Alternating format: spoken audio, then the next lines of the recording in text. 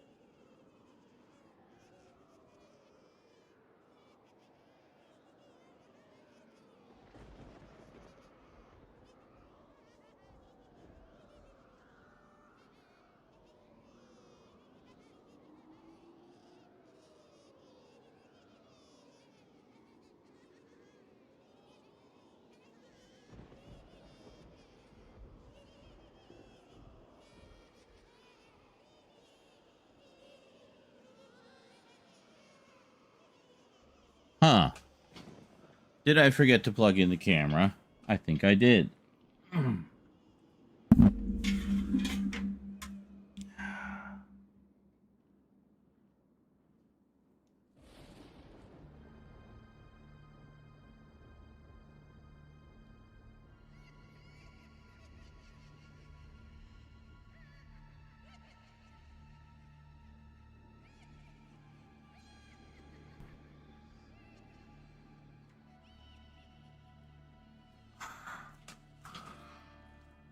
Testing. There we go.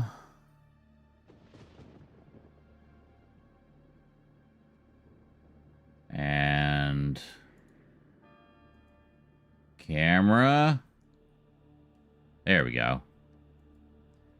Excellent. Oh, it is kind of miserable today, but that's okay. I got this back up and running because I realized I can just plug the headphones into the PC. I don't need to plug them into the microphone. So, huzzah. Greetings, Andy Kishore and Nova Sonic. And whoever else is around that I didn't see when I was opening the chat. Anybody? Nobody on Twitch yet? That's funny, because I put the link up for Twitch and everybody goes to YouTube. That's alright.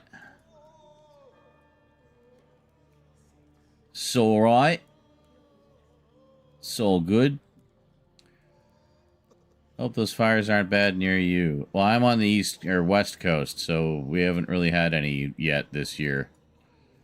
So, we're good. It's actually raining today, taking some of the humidity out of the air, which is nice.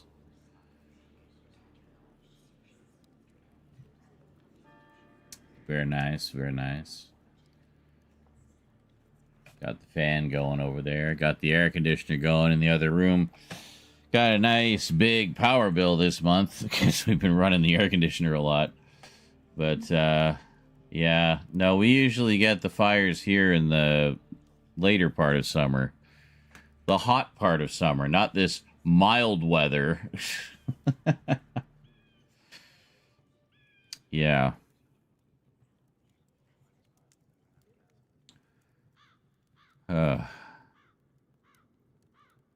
You have 70 millimeter IMAX? I don't. I have to settle for regular IMAX. Well, isn't all IMAX 70 millimeter? Isn't that kind of the point of IMAX? I'm pretty sure it's all 70 millimeter. I mean, unless it's a 35 millimeter blow up. I saw Jurassic Park in an IMAX theater like that. It did not look good. I was very disappointed. It looked like it was out of focus the whole time.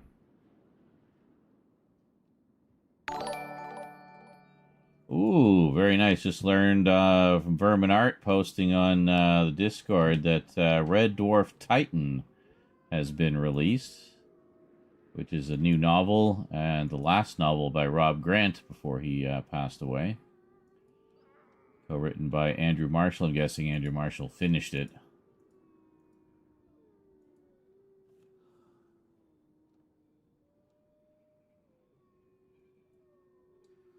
And it is a prequel. The Early Adventures of Rimmer and Lister, which we saw a bit of in the first book. The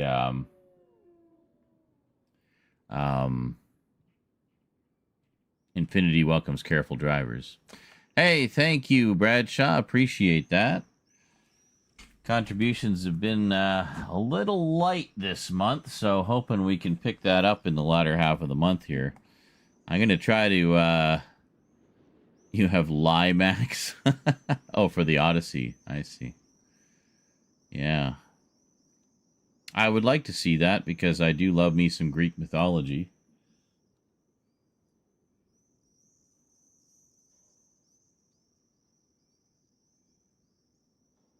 And apparently The Tick is on Netflix. Cool. And I just learned today that apparently Netflix used generative AI for no less than 300 productions in the past year.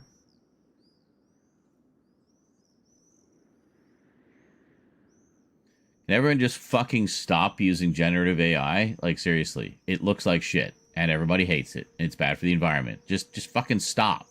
Just stop already.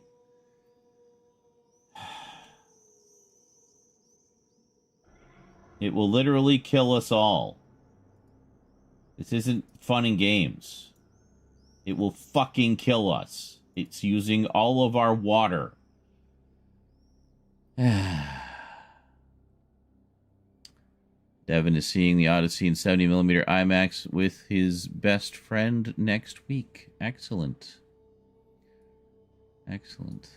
I hate Skynet. I wish it would go away. I know, right?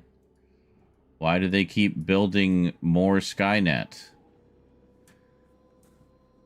Because they're not seeing anything beyond dollars. Yet, are they really making that much money on it? It seems like everybody hates it. You know? People hear that such and such is using generative AI. It's like, oh, okay, well, I'm not using your product anymore. You know? Like, they already raised all our power bills by $8 a month. Oh, that's great. Hey, I wonder if that's why my power bill's so high.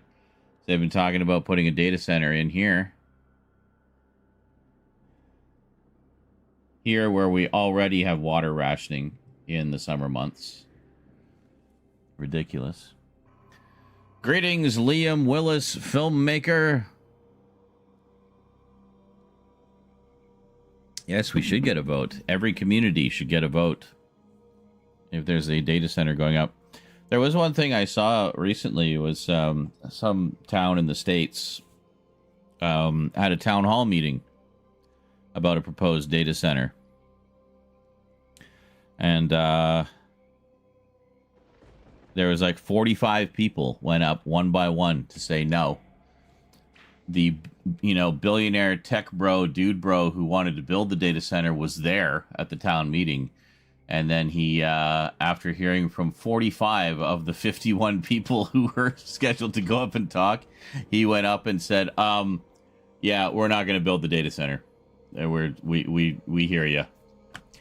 Hey, Saucy Poppet, how's it going? What is this? I watched a true crime docuseries on Netflix. I swear to God, I heard an AI clone of the main interviewee. I only noticed it once, so I have to wonder if it was used multiple times. Yeah, well, it's entirely possible. There was, if you go on our Discord, there was an article posted. Where was it? Is it Variety?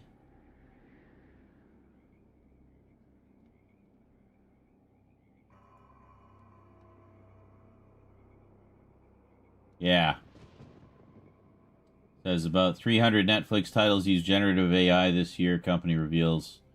Roughly 300 Netflix programs across the streamer's library have used generative AI across their production process this year, the company revealed. And they're all excited about it because, I Married an Axe Murderer. I'm guessing not the Mike Myers movie. So I Married an Axe Murderer.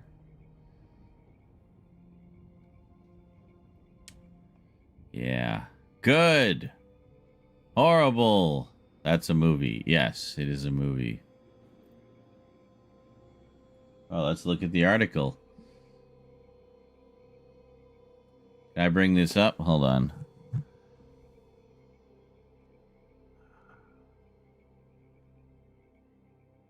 There. My light's been acting up. I don't know why. I need to re-dye my hair. I'm getting the skunk stripe again. They need a filter to disable all generative AI titles. Yeah, right? Here, stop doing that. Speaking of AI, my AI-powered webcam zoom. And we've seen how well that works. Should I marry a murderer? Oh, okay. So like a true crime doc. I hate this shit. I hate it so much. There is nothing about it that I do not hate. And, like, the majority of people seem to hate it. So, this one? Yeah. Let's take a look here. So, Variety. About 300 Netflix titles use generative AI this year, company reveals. Oh, look at that. We, hold on. We zoom in on that. Yeah, look at that. Look at that guy double fisting the guns. Eh? Yeah, that looks like that one too. Has like two going. That's great. Because that's what they totally did back then. That's historically accurate, right?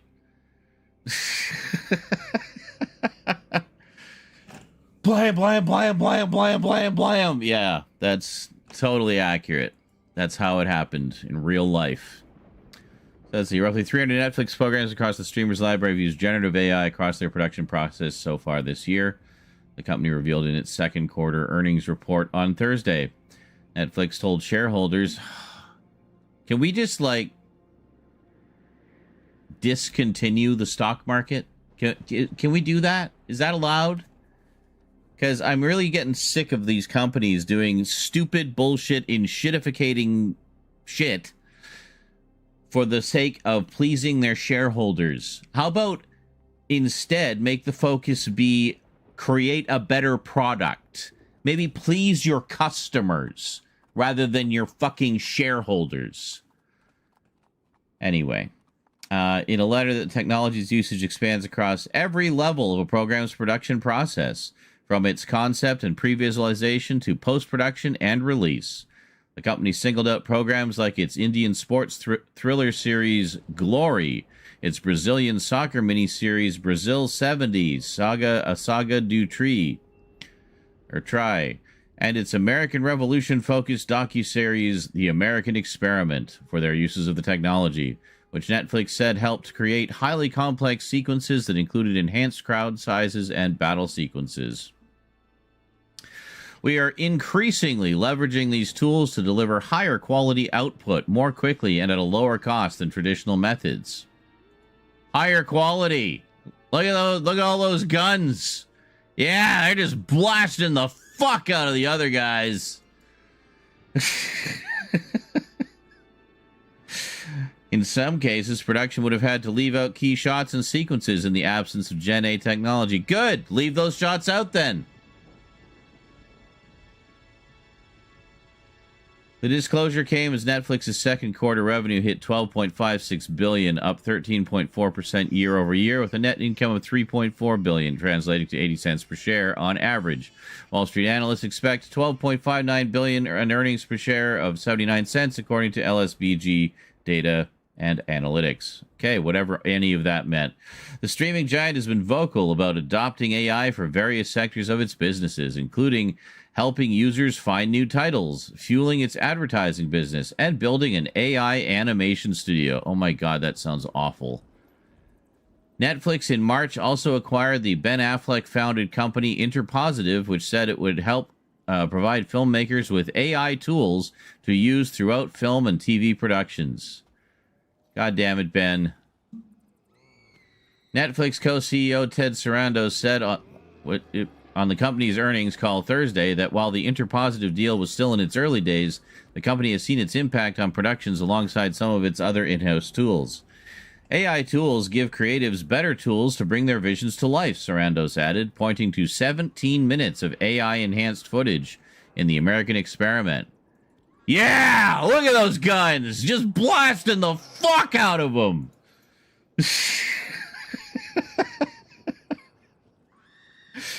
That he claimed expanded the scope of the series that just wouldn't have been feasible before.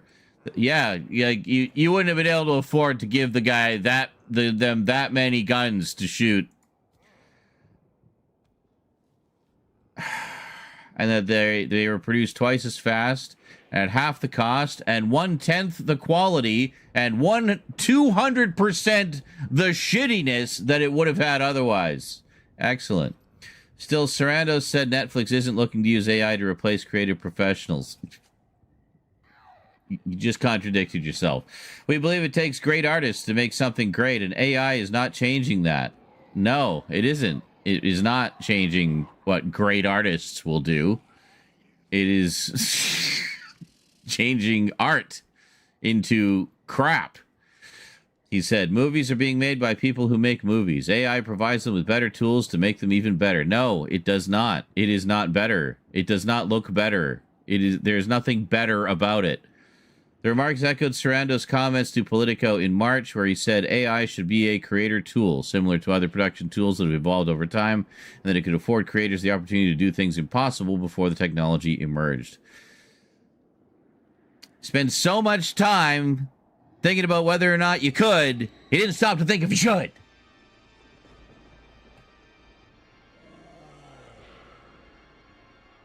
However, he said AI could only make things faster and cheaper if a high bar of quality followed.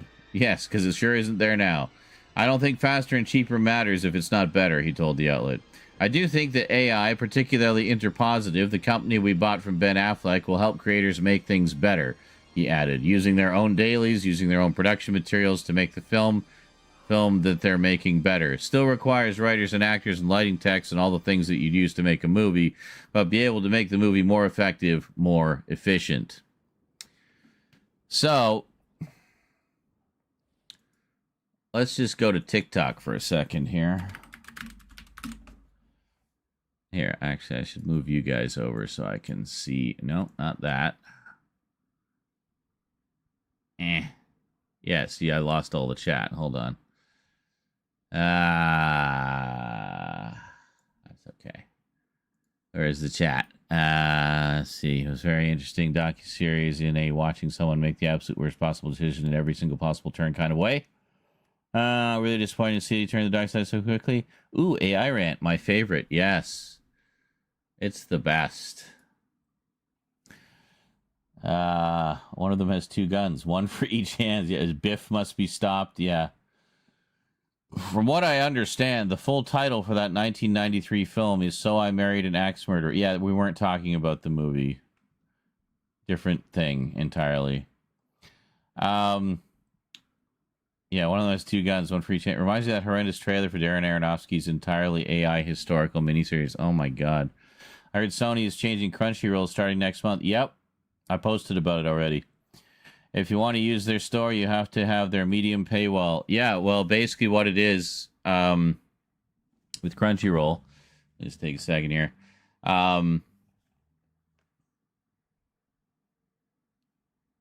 Free members will no longer be able to browse or purchase anything from the Crunchyroll online store. You will need to have a paid monthly membership in order to browse and shop in the online store. So a mulch is a layer of material applied to the surface of soil. Reasons the mulch. for Where is it, guys? I can't find the mulch. Conservation of soil moisture, improving fertility, there's new gifts for the soundboard. Soil, oh my god! Weed growth.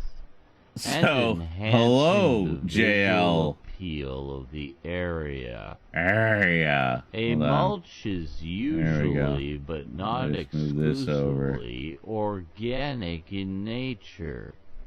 It may be permanent, oh my god, such as plastic sheeting, or temporary. Great time to take my dog out. Such as bark chips. Bark chips. So what they're doing... It may be applied to bare oh my god. soil. Let me just turn this down a bit. Existing plants. Okay. So, for $10 a month, you can browse the store, but not buy anything. For $14 a month, you can browse and buy. So you have to pay them for the privilege of being able to buy from their store. Used both in commercial crop production. Fuck you, Crunchyroll. Fuck you. When applied correctly, can dramatically oh my god. improve soil productivity. Well, I'm glad we didn't start watching the video I was about to show you. Right. You can absolutely cancel as mulches, which are used to retain I just had to find it here. Moisture, regulate soil temperature, suppress weed growth, and for aesthetics. They are applied to the soil surface around trees, paths, flower beds, to prevent soil erosion on slopes and in production areas for flower and vegetable crops. Hey, we don't need to pay direct. Mulch Hold on. layers Okay. are normally 2 inches. We'll watch that after. What was that? 5.1 centimeters or more deep when applied. Here sucks from the fires. Applied at various Hey, greetings, times of Tony. the year, depending on the purpose. We're just learning about mulch at the moment. The beginning of the growing season, I have a package that arrived today, by the way. We'll film the opening in a little bit. Soil by helping it retain heat, which is lost during the night. This allows early seeding and transplanting of certain crops and encourages faster growth. As the season progresses, mulch Why stabilizes is the Saucy soil Poppet watching without temperature audio? I'm so and confused. prevents the growing of weeds. Are you reading the closed captions? Temperature climates, the effect of mulch is dependent upon the time of year they are applied, and when applied in fall and winter, are used to delay the growth of perennial plants, and in the spring, or prevent growth in winter. You had to go to the police station. Why? Which limits Were you a leaves suspect in a murder? damage. The effect of mulch upon soil moisture. Were you interrogated complex. by Helen Mirren? Mulch forms a layer between the soil To file a and the complaint. atmosphere, Oh, preventing well, what happened? sunlight If you're allowed to say, from the or if you want to soil say. surface, And clearly there's a thus story there. reducing evaporation. However, mulch can also that's good. prevent water from reaching the soil by absorbing or AI blocking data water centers can from prevent the drainage. water from reaching the In humans. order to maximize the benefits of mulch, It's very complicated. while I see. minimizing its negative Well, what's the gist of influences, it? it is often applied in late We don't need the whole story, spring just or the summer, gist of it. when soil temperatures A complaint have against risen sufficiently, but someone soil moisture for something they content did. is still relatively high. However, permanent mulch is also widely used and valued for its simplicity, Mulch needs music. as popularized by author Well, I Rick assume. Stout, who said, quote, He generally wouldn't file a complaint against, like, a local grizzly bear or something. It would be against a human. that rots on both sides of my vegetable and flower garden Vegetable. all year long. Oh. Decays and enriches the soils, I add more. Why I mentioned being interrogated by Helen Mirren. I've almost finished this, by the way. I'm on number 5 of 7. Production is laid down with a tractor-drawn or It's very good, although a little frustrating at times. of plastic mulch. This is usually I don't know about this morning about Crunchyroll. What a ripoff, man. Glad I got a few anime from them before this mess. Yeah. Hope enough people stand up to this crap. This really sucks ass. Yeah, I mean, it guarantees I'll never buy anything from them again. So, And seedlings are transplanted. I mean, I never bought from the online store anyway. I would just buy their stuff through Amazon. Irrigation is often But I don't know if they sell through Amazon anymore. drip tape. They want to keep it all exclusive and in-house. Plastic, as plastic mulch is Hey, crazy robot. water. Good to be back. Well, I didn't really go anywhere, but I know what you mean. Vary and depend on a number of factors.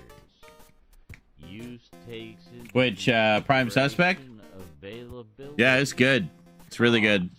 cost, appearance, the effect it has on the soil, including chemical. They're writing a report. Well, I assume that's what they do. Durability. So what is the gist of it? combustibility, What did the person rate do, of allegedly? decomposition, and how clean it is. some can contain weed seeds or plant pathogens. Plant A pathogens. variety of materials are used as mulch, such as organic Yes, residue, prime suspect. grass He banned you. clippings, leaves, What? hay, straw. Oh my god, this better not be about that fucking school again.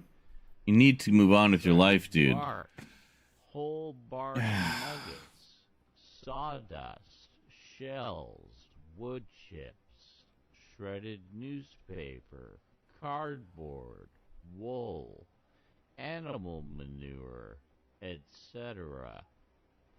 Many of these materials also act as a direct compositing system. Compositing Such as the system. mulched clippings of a mulching lawnmower or other organics applied as Sheet compositing. Composting. Not compositing. We're Not talking about film production. We're talking about motherfucking mulch. God damn it. It's 9 minutes and 20 seconds for those wondering. Yes, we need to update that. I'll do that after. Anyway, is everybody still here? Yeah, okay. So anyway, we were looking at some stuff about all this AI shit. There's a great video that popped up on TikTok today that I saw on the subject, and this is it. Writers, actors, crew. Hold on. If we make movies with AI, There. we need to pay directors, writers, actors, crew, nothing. So what, like an animated movie? Or, sort of. It's like an animated movie that looks so real, it might as well be real. So it's an AI-generated movie pretending it's made by real people. Yeah, it'll look no different if Spielberg or someone made it. But why are we trying to make an AI movie not look AI? Because audiences don't seem to like AI. Then why are we building it? Because it's cheaper. But if people don't like it, why are we building it? Because it's cheaper. But if people don't like it, why are we building it? Because it's cheaper. People don't like it? They don't. Then why are we building it? It's cheaper? Okay, so soy is cheaper than chicken, but that doesn't mean KFC goes out there and makes fried soy that tastes like chicken. But if it's cheaper, then... If AI movies are trying to look as real as possible, doesn't that mean there's a market for the real stuff? But making the real stuff is too expensive. But do you see the problem here? This is literally Netflix's argument. It's made by AI. There's no context. Who wrote it? Who directed it? Who's in it? We're hoping people will stop caring about that stuff. I thought you said audiences don't even like AI. No, not really. Actually, a lot of people hate it. How many's a lot? A lot. And the rest don't love it. They're just kind of ambivalent to it. Oh, good. So it's haters versus neither here nor thereers. The more common AI becomes, the more people will just accept it. You know, like the internet in the 90s had a lot of haters. The internet also had lots of believers. You know, in business, if people don't like the thing, Right, they this up. don't build the thing. There you go. We can't not build it though. Why not? We've got to grow. We've got to innovate. Why? Towards what? It's just what we do, you know? We got to optimize. Optimize what? What are we optimizing towards? So we can optimize more. To optimize where? To optimize optimizing. Why? Optimize so we can scale. Scale and grow. Because, you know, what else are we going to do? Well, why don't we just focus on fixing our current mess? Well, AI might help our current mess. Really? Because it seems like it's creating new problems at a faster rate than it's solving current ones. Yeah, well, you know, AI is here, and we can't avoid it. Can't avoid it. Aren't we the ones building it? If we make movies with AI... Sums it all up very nicely, doesn't it? Yeah, that's a very good one. That is American Baron on TikTok, and he does all kinds of short, sort of, straw man argument comedy sketches that actually have pretty good points.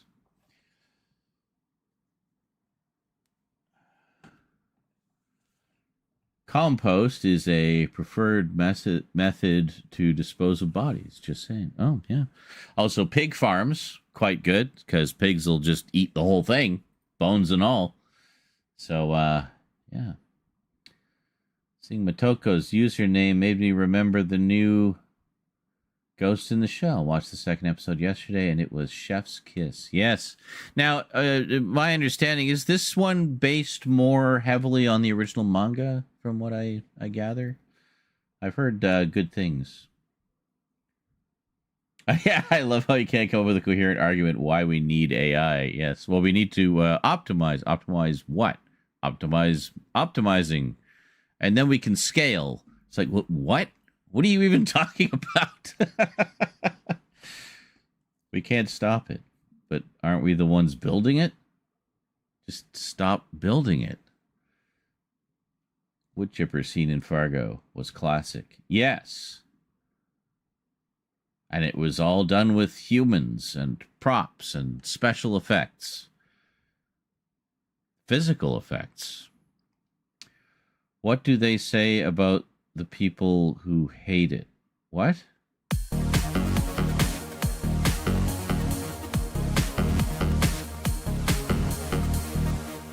Yeah. The new Star Fox is very fun. I hope people who have a Switch 2 were able to play it. I'm sure if they have one and they like Star Fox, they will play it. I don't think you need to be concerned about that. It's based more on the manga, though they had to scale back a particular NSFW scene in the new episode. Really? I thought they just went, like, all out with the gayness. And that's one of the reasons everybody was loving it.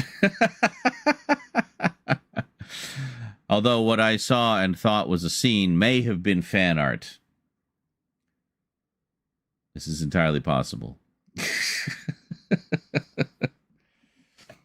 I've been seeing a lot of Major Motoko, you know,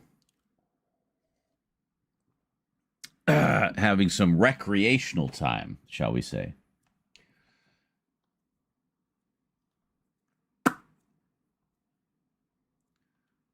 Set to the song I Kissed a Girl and I Liked It. Yeah. Oh, there is super gayness, but they only took it so far. Ah, okay. Gotcha. Yeah. I remember, like, the manga. One of the editions of the manga actually had that.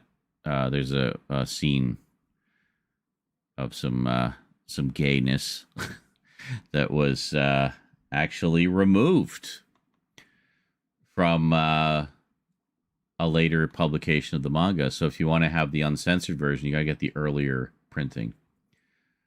I thought that was so stupid. Like, come on. Enough with this shit. Just let people exist. And like what they like. You know? If you don't like it, don't read it. JL232, bringing the hype with 100 bits. Zeranizer, eek! So Star Fox on Switch 2 is addictive, huh? Glad you're having fun. Maybe it's the perfect escape from all this AI movie talk. I love how the AI is saying that about AI. Although it's not really much of an AI. It basically just reads the comment. Ghost in the Shell. Dude. We mentioned it like 6 times. Major Motoko, Ghost in the Shell. You know. The original manga of Ghost in the Shell that the anime Ghost in the Shell is based on. Both of which are called Ghost in the Shell. Or GITS for short.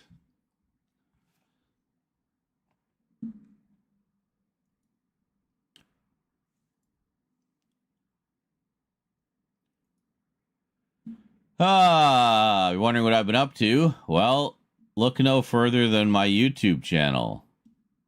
This is what I've been up to. Have you noticed? I've been posting a lot of videos lately. Wow, I actually have been posting a lot of videos lately. Holy shit. Yeah, well, that's what I've been up to. And there's more coming.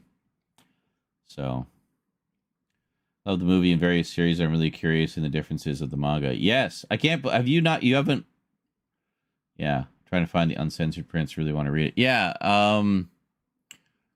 Basically, it's just the old edition. The only difference is I think it's flipped around like American left to right.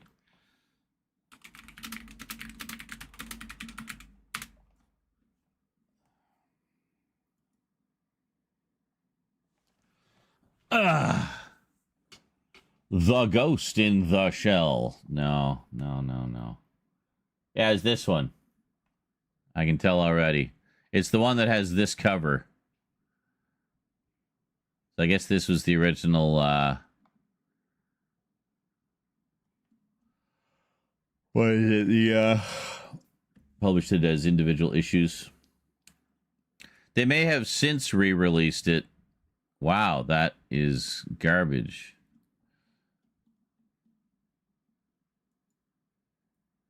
Yeah, here we go. It's this. Why are we just... Hold on.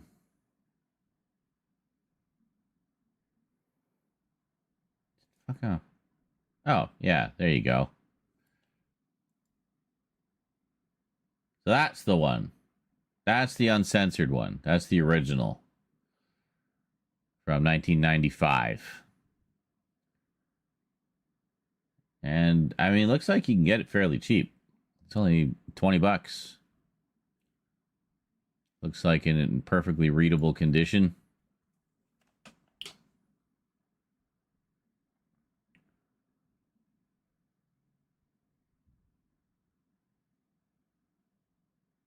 '12th printing. Jeez.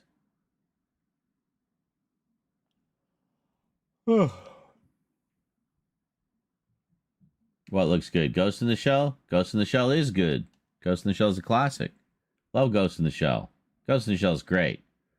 Ghost in the Shell. Ghost in the Shell. Ghost in the Shell.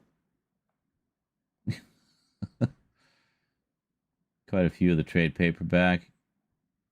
Ghost in the Shell, Arise. Yeah, I don't know about all the other ones. Bilingual edition. Ah. Yeah.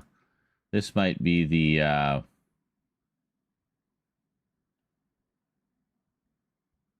Yeah, that's the second volume.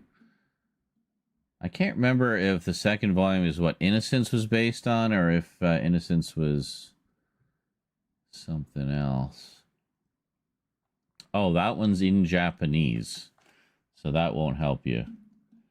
But anyway. Hey! $12. What? Clint Eastwood 4 spaghetti westerns from Gru. $12 all in one. Oh my god. That's got to be an older edition. I'm guessing not the big deluxe one I got.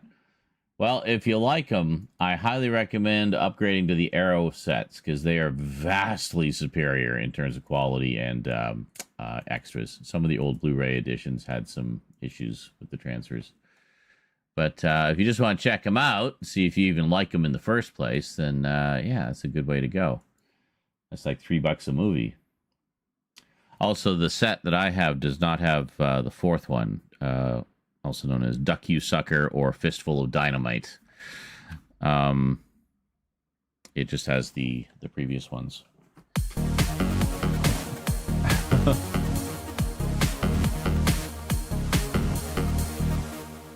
Well, they might. I mean, if there's a buck to be made, you never know, JL. I mean, give them some time. It literally just came out. It takes a lot of time to make games and stuff.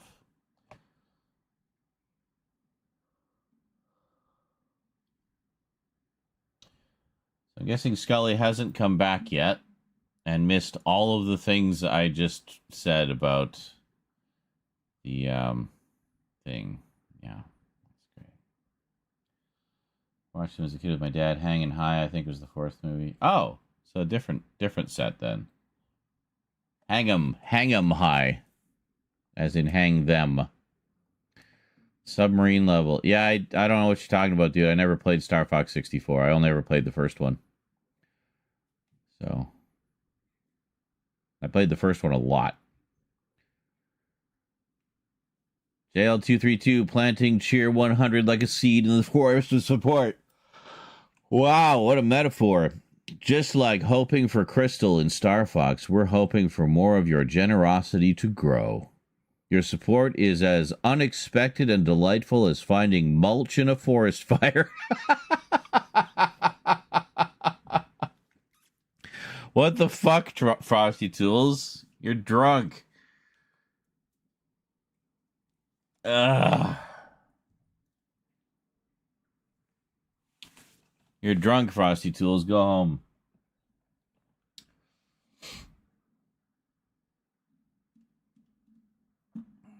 Well, what if we go to Amazon?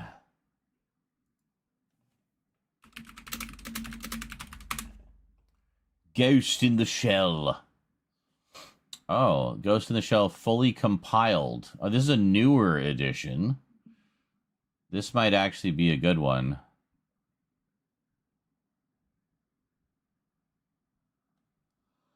Oh, contains Ghost in the Shell 1, 1.5, and 2.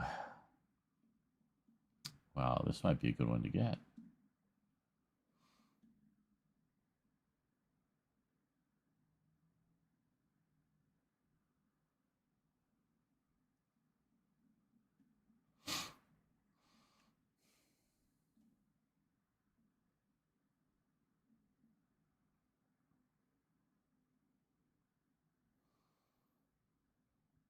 Aha.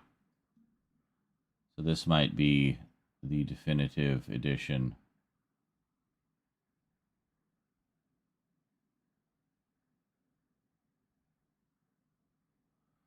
The American version. I know it's censored. It would have been nice if it had the censored cutout stuff in it. Wow. Is it still censored? Is there an uncensored version? Like, seriously, how about this one? The deluxe edition from 2017. Definitive new edition. Okay.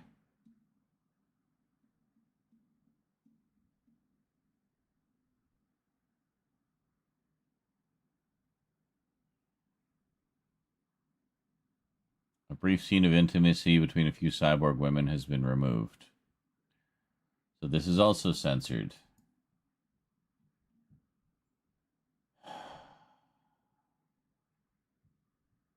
Legacy edition.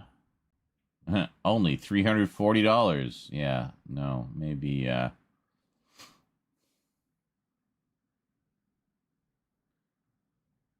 no.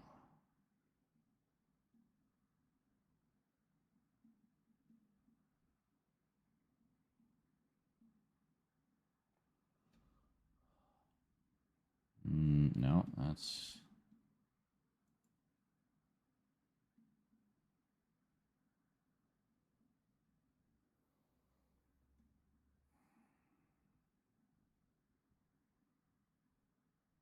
Deluxe complete box set. Boy, there have been so many releases. Here it is.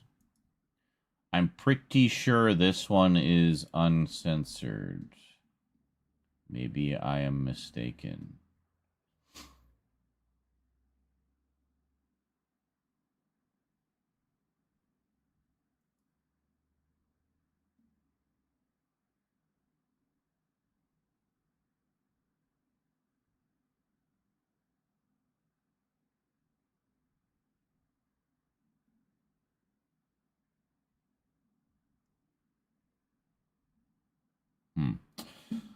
Hey, Ronan, how's it going?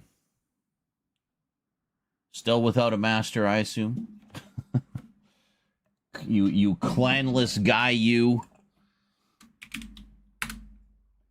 Here, Wikipedia, don't fail me now.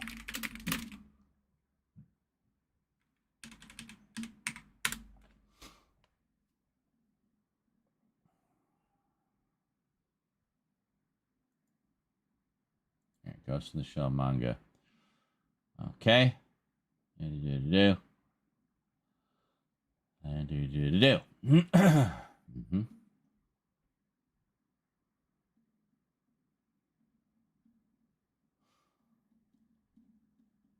Censorship.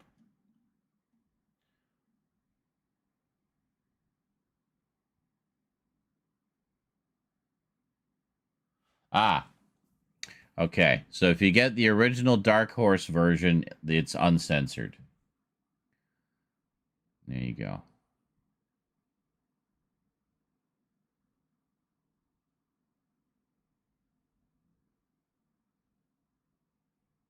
Hmm.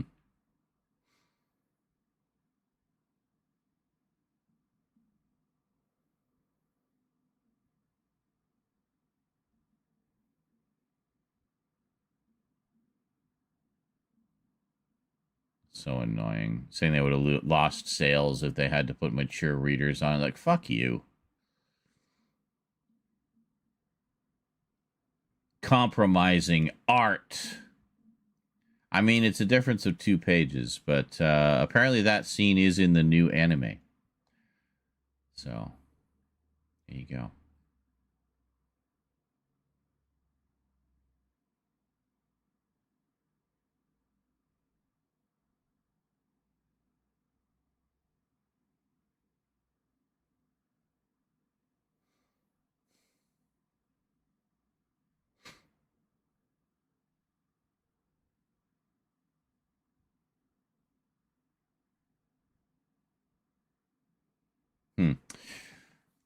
Yeah, Torrance Smith commented on Studio Proteus's actions, claiming the requirement of the mature readers only would translate into a 40% loss in sales and likely would have caused the immediate cancellation of the series. Shiro, who grew tired of taking flack over the pages, opted to remove them and reworked the previous page as necessary. The sequel volume, Ghost in the Shell 2 Man Machine interface, also featured explicit scenes and an increase in nudity in the shortcut version in Japan. Better source needed. Interesting.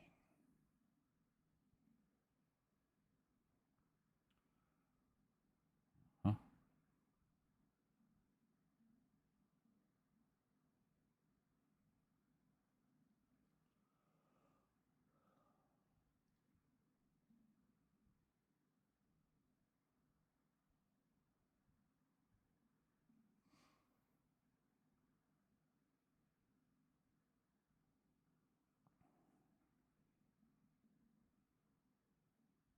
Okay. It's interesting that there's only 3 official mangas.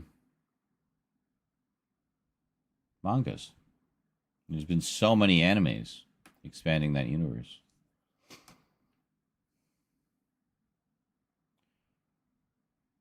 Standalone Complex. That's what I thought. Yeah, I did see a bit of Standalone Complex 2020 or 2045, the CG series. I watched the first couple episodes of it, and I thought it was a continuation of Standalone Complex, and it is, apparently.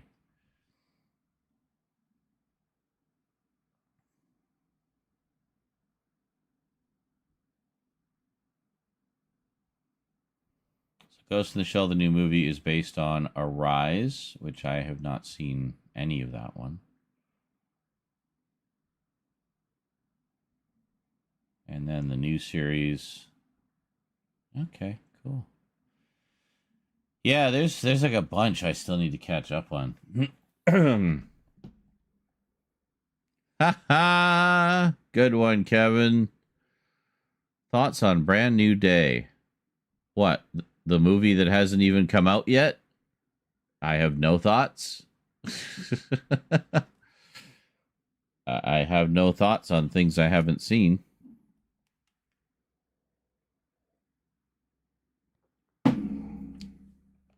I mean, cool and all that there's a new Spider-Man movie. I haven't watched the trailers. There's a new doc on Disney Plus. I don't have Disney Plus. I recently renewed my contract with my internet company, and they offered to include Disney Plus with my subscription at a discount. I declined.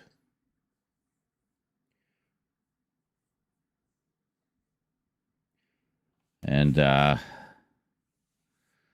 The one thing they did though was said they could add my Netflix subscription into my like my internet bill, so it's all just one bill, and that's great.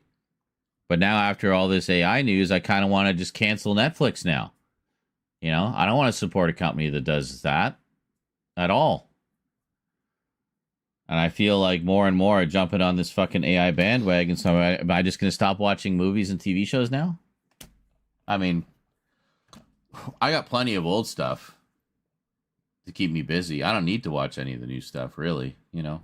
So maybe that's what I'll do. Just become one of those grumpy old men who refuses to watch this newfangled crap that the young people are all raging about. Although, I don't see a lot of young people embracing AI either. In fact, they seem to hate it more than anybody else. So, I don't know. See, that's why I was happy that they were putting out physical media releases of the Disney Plus shows, so I could actually see them without having to, you know, find other ways of watching them. But, yeah.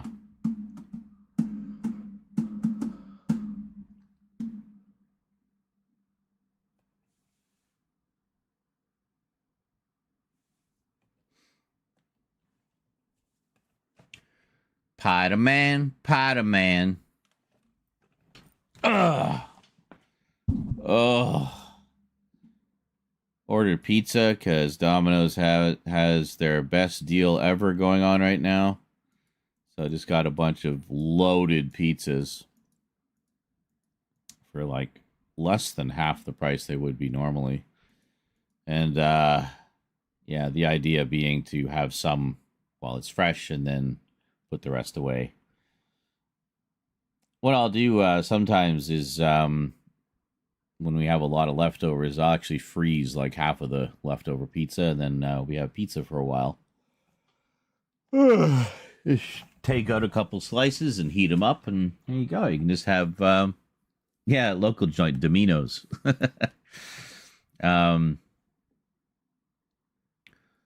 And you can just kind of, got a hankering for some pizza. You don't have to order a whole pizza. You can just heat up a few slices out of the freezer, Do it in the toaster oven. They heat up almost good as fresh.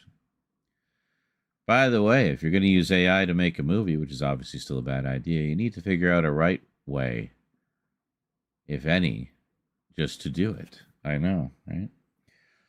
We're starting to see a lot of that on YouTube. I've seen a shit ton of literal feature-length movies that are all AI generated, like an alarming number of them on YouTube. There's also a lot of scams of, just full-on cultural appropriation, like ones pretending to be Native Americans selling genuine Native items, and another of Black Americans selling different shit, and goth girls selling clocks that they made in their home.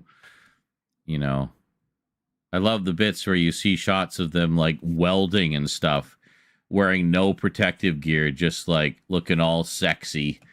Because that's totally how that would be. Yeah.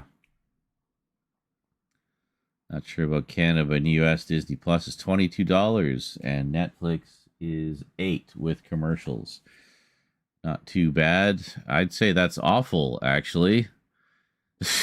That's like $30 a month for what? Like, and people thought cable was expensive. Jesus fucking Christ. And you're still getting commercials. So what the hell are you paying for? The whole idea behind pay TV when it originally came out, which is basically the precursor to streaming, as far as having like a premium service, was you would subscribe and get commercial-free entertainment. That was the whole hook, was it didn't have commercials.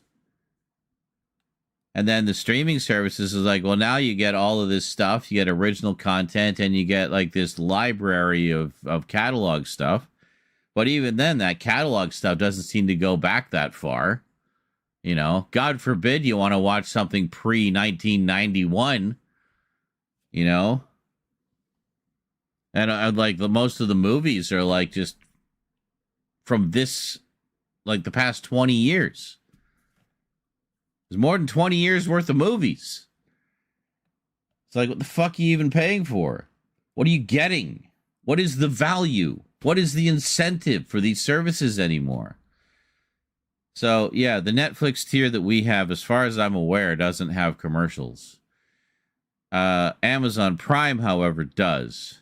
And since they started putting commercials in, I barely even watched it because it drives me fucking nuts. And the last time I did watch something on Amazon Prime, half the commercials were clearly AI generated, which just made me even angrier and made me want to watch it even less. Like, unbelievable. I don't pay a bill. I have a Roku. Actually, there is a lot on both. Well, great. But still not worth it. I mean, because you're getting substantially lower quality than you do with physical media. And fucking commercials. Oh, fuck that. They want my money. They can put their stuff out on physical media, and I'll buy them then.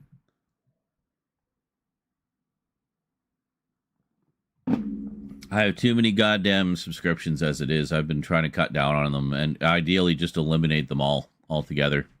The only things I'm subscribed to are some of the services I use, like this, like Streamlabs, what I use to stream. The only reason I'm subscribed to them is because that's the only way I can have access to the multi-streaming, where I can stream both on YouTube and Twitch simultaneously. I can actually stream on more. I can stream on Patreon as well. I can have like Patreon exclusive streams for my Patreon supporters. But I don't want to lock people out. I don't like the idea of putting content behind a paywall. You know, I don't want to be that guy. I like it more the way it is, or it's just kind of relaxed. Like, hey, if you like what I do and you want to support it, drop a dono every once in a while, you know? Drop a super thanks on the videos. Which I really wish people would start doing. I've been posting like mad and not a single super thanks yet. I'm like, I thought this is what everybody wanted. You keep telling me this is what you want. I'm giving what you want. You know, not getting a lot in ad revenue. So, yeah, but I don't want to put things behind a paywall.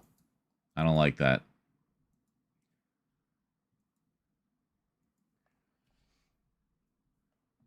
AFSN.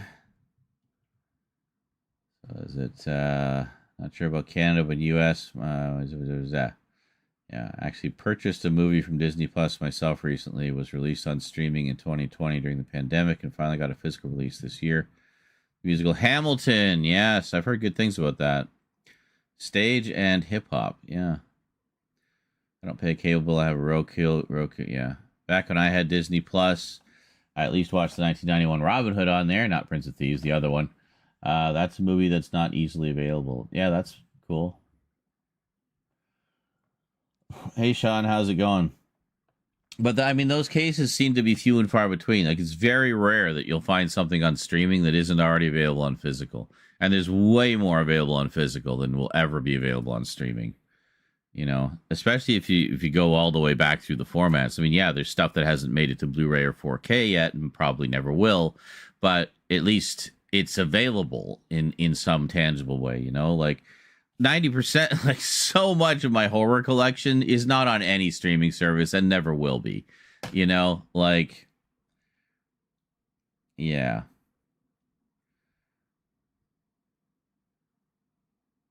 And Kevin says, sad that Netflix is not what it used to be. I watched the She-Ra and Carmen Sandiego reboot shows on it. Yeah, both great. Good thing I did, because my stepdad canceled his subscription the moment prices went up. Well, there you go. Hey, Skelly. Well, damn it, you left. I found all the information about the Ghost in the Shell stuff. I was right, by the way. All of them are censored, except for the original. This one. So you need the original 1995 release from Dark Horse. if you want the fully uncut version of Ghost in the Shell. All the subsequent releases are from another company, and they cut out the lesbian scene. And yeah, all subsequent editions have been the censored version. So this is the only way to get the uncensored version. So if you want to get your gay on, this is the one to get. So back, and yeah, I've been trying to eliminate streaming services. Both the boys really only watch YouTube anyway, so it shouldn't be too hard. Yeah, pretty much. It's the same with Rose. I mean, she'll watch Netflix from time to time. There's certain stuff she'll watch on Netflix, but I don't think she'd be terribly broken up if we got rid of it. I do want to build up my physical collection first before I pull the ripcord. Yeah, I mean, that's kind of what I've been doing, you know, and I'm glad I have been, honestly, because now, you know, I can quite comfortably get rid of all these streaming services and not have to worry about it. Netflix lost most of the Magic School Bus now. It only has season 1. Well, I mean, that's just rotation of content, but yeah. Here in the UK, they used to provide a lot of Disney movies on a service called Sky Cinema. Yes. A friend of mine, his wife works for Sky, the TV station, that is, or whatever, this service. I remember watching the Dean Jones movie. Good old Dean Jones, yeah. Snowball Express on there, but it's not on Disney Plus. Dean Jones, I always thought of him as like one of those Disney guys, because I mean, he was in the original Love Bug.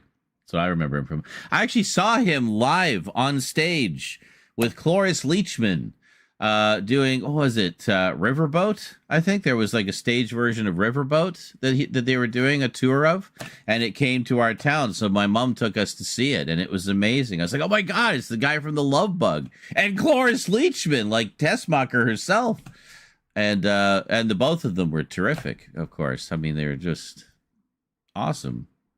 That was one of the few times I'd gone to a show like that, and it was a big thrill. It was a lot of fun. But yeah, that's the one I've been looking for. I probably need to jump on that one because $20 isn't bad. Yeah, and I mean, it's not mint condition, but it seems to be in perfectly readable shape from what I can see. You know, it looks pretty good to me. Yeah, $20, and that's definitely seems to be the best price for it. Yeah, the only catch is this has been flipped around to read left to right. It's the American way. But I mean, whatever. I mean, I read all of Akira that way. And my eyes didn't explode. So, you know, there you go.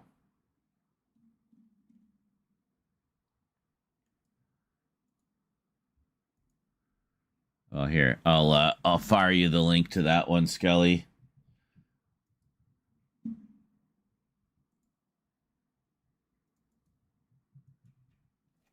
Good Lord, that's a lot of crap. Hold on. Let me just trim that link a bit.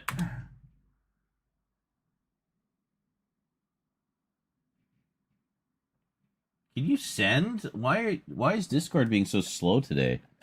All right, I sent it to you on Discord. There you go. So yeah, all the other editions are censored. Now, one thing that's cool though, there is a set out that has the 3. Where the hell is it? There's been a lot of sets over the years. Oh,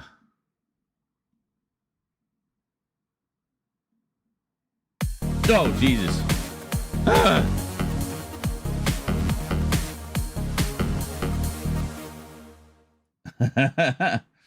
Thank you.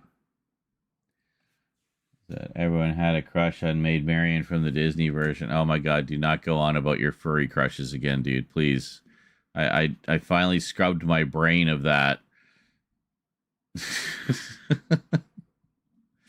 Do not want.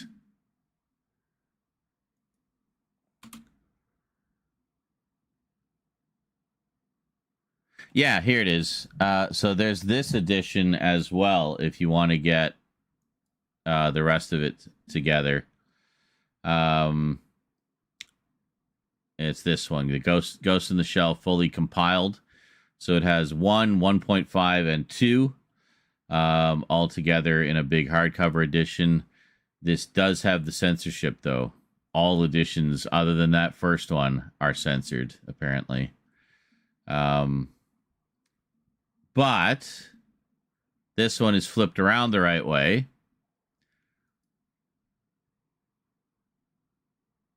Yeah. So this is actually right to left, as manga should be. But, yeah. Some sets based on standalone complex. Yeah, I think there's a few. This is the only official one by Shiro Masamune. But there are other series. Oh, it's like an art book. That hasn't even come out yet. Yeah, and like the human algorithm. Oh, maybe Shiro is involved in it. Oh, just as the creator. Yeah, so this is a different one. But I think this is based on standalone complex. I mean, they got the Tachikomi. I love the Tachikomis. They're so cute. Never thought I'd say that about like giant robot tanks, but they are so fucking cute. Tachikomi. Yeah, so there's been a few books in that one. There's the Lost Memory. Oh, here it is. Standalone Complex Volume 1, The Lost Memory.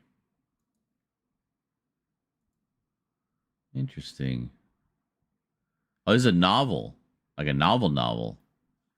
Cool. So, yeah, it looks like there's a lot of additional Ghost in the Shell stuff out there. Depending how much you want to dive in.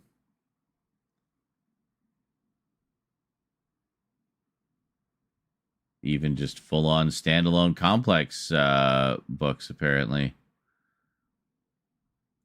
Is this a novel or graphic novel? Guessing it's a novel. Yeah, just has an author listed. So there's standalone complex novels. That's cool.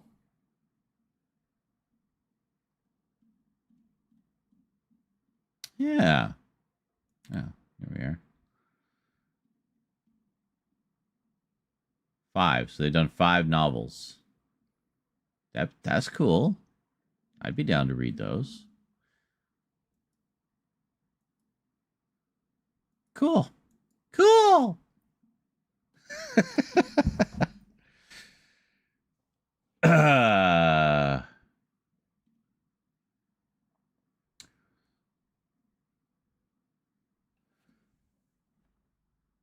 What is this? A crush on Maid Marian, a fellow connoisseur of classic geekery, JL232. Your 100 bits are a fantastic boost to the Goal of Doom. No, it isn't. Frosty Tools doesn't help that at all, but thanks. What do we got left? 46 days left on the Goal of Doom. Will we make any more? Like 21%. Like, Jesus Christ. How hard do I have to work? I will admit it is a little disheartening sometimes when you bust your butt day and night. I've had literal, like the past 2 weeks, I've had literal 22-hour-long editing days working on all these videos for you guys. So, you know.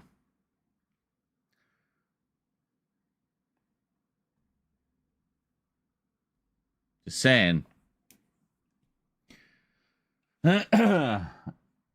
I love that they love Bato and he treats them like pets. I know. I read the novels, definitely. Yes. Only mention that because Star Fox is bringing that back. Bringing what back? Oh, crushes on anthropomorphic fox people. Yeah. We're taking 2 huge tote bags full of movies to McKay's this weekend, so I may try to see if they have any copies with whatever credit we get. Yeah, for sure. I feel like Disney want to ignore a lot of their early live-action movies, even the Kurt Russell ones. I know, right? I mean, they also just seem to ignore a lot of their television stuff, which is baffling to me because Disney television was how a lot of people discovered a lot of Disney stuff back in the day, like the Magical World of Disney. Every week, I watched that every week, like well into like early adulthood. You know, because they would not only have specials that were exclusive to the Magical World of Disney, but they would also show movies and stuff. You know, and like have cartoon specials and whatnot for the holidays. Like, you know, it was great. I was saying in the update the other day, the one about the MCU Disney Plus stuff, it just feels like the old Disney magic is gone. It's just all corporate bullshit and money, money, money now. Just milking everything to death. And it's like, where's the magic? Where's that old Disney magic? You know?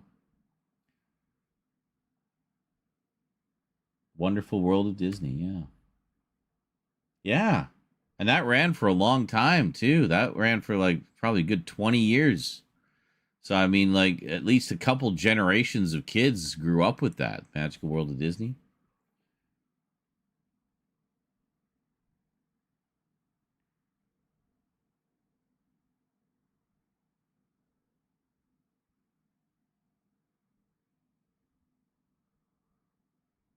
Did anyone see the hypnotic snake in the memes section?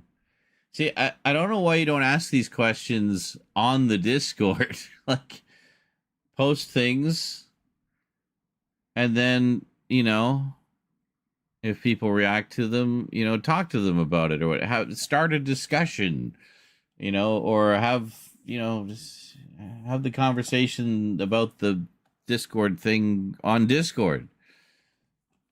So, yeah, it was cool. One of my favorites is the House of Mouse show. It sucks that it's not on Disney Plus. The House of Mouse, yeah. Well, and I mean, there was a lot of good stuff on like Disney Channel and Disney XD, but I feel like that was kind of the last blast. Like, even then, it was starting to lose something. You know, it didn't have the same feel to it. But there was some good stuff. You know, like the DuckTales reboot was really good from what I saw. David Tennant as Scrooge McDuck. And emulating the style of the old Donald Duck comics, like the art style of the comics, which I thought was a really cool creative choice. I like that. Because I used to read a lot of those. I still have all the comics that I read back then. I didn't have a ton of them, but, you know, the few I had, I reread a lot because I liked them, you know. And Super Goof. Does anybody remember Super Goof? I don't know if there was ever any Super Goof cartoons, but there was several comics of Super Goof, and it was basically Goofy as like a Superman parody, and it was great. I loved it. He wore like these long john pajamas where his butt was always hanging out, and a cape. It was like the most jank superhero costume, and it was Goofy. And I loved it. I had like 2 Super Goof comics that I just read over and over again as a kid. I loved it. And I kept, like, every time tuning into Disney, hoping there'd be a Super Goof cartoon, but no. There was, like, regular Goofy ones, the old Goofy ones, but that reminds me, there's that Goofy set, that tin set.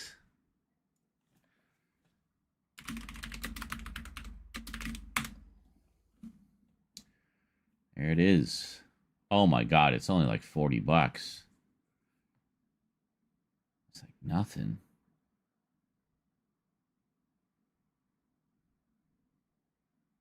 Okay, no, it's more like $50 to get it new. Yeah, it was the Walt Disney Treasures. This one in particular, I really wanted to get because it's all the old Goofy cartoons, and a lot of which had never been re-released. So this is everything. All 46 of Goofy's animated shorts. 1939, 1960. Oh my God, yes. I used to watch all of these. And a lot of these you don't see anymore either. Like, they've been censored out of existence. Man, 5.5 hours of just nothing but Goofy. Fuck yeah. That's what I'm talking about.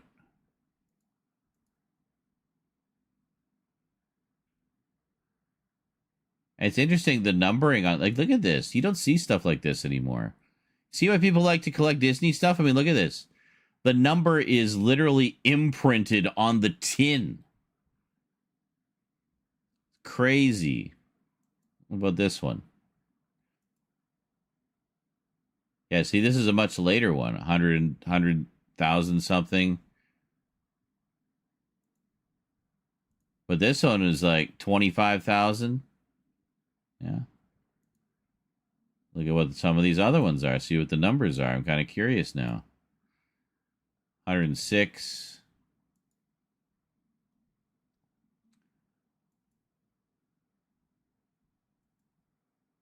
$115. Getting really close to the... Oh, Jesus! Ah! Ah! Heart attack! Nihilist27 has just tipped $100. My heart went out to you when I saw your WandaVision Steelbook prove to not be so. Yeah. Steely, I hope future orders arrive whole and intact. Yeah. And stop dropping your Blu-ray, haha. Thank you so much, Nihilist. Holy shitballs, Batman. Look at that.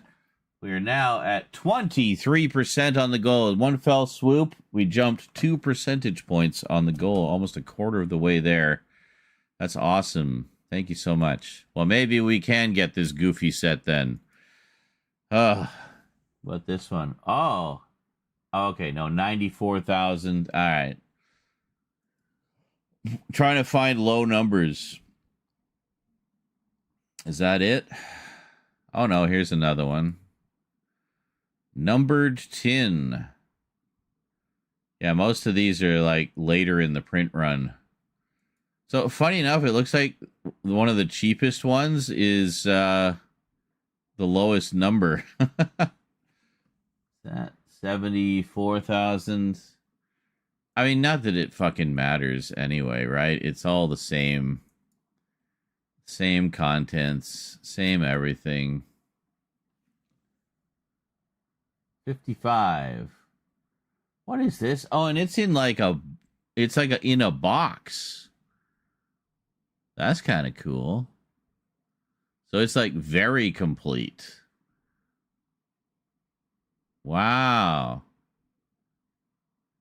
That's neat. See, I want to buy one of these and then do a full unboxing and just like watch people have heart attacks in the comments. They see me just tearing open this collector's item.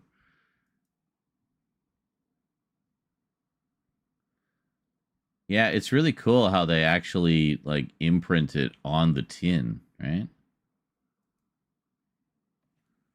Whoa, 1,112.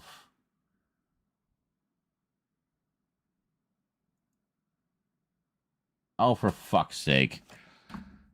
Thought I was already logged in. Oh, wait a minute. You know what? I'm looking on Amazon or eBay.com. I should be looking on eBay CA. I bet half of these won't even be available. The joys of living in another country.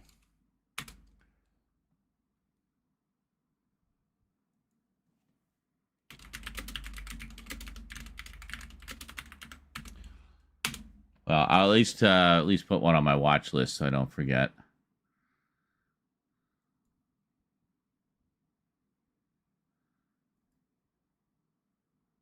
Oh, I found one that's 69,202. I might need to get that just because it's 69. Yeah. And that's about 58 bucks, 21 bucks shipping. All right. By the way, speaking of eBay, for those of you wondering when we're going to start selling Mum's stuff, soon. What's this? His Greatest Adventures. This is different. This is like a re-release, I think. No. Oh, this is the DVD case that's inside the tin. That's what it is. Yeah, we don't want that. We want the tin. What about this one? This is cheaper. 104. All right. Yeah, well, we'll oh, this. Yeah, no, it actually looks like most of them are available here.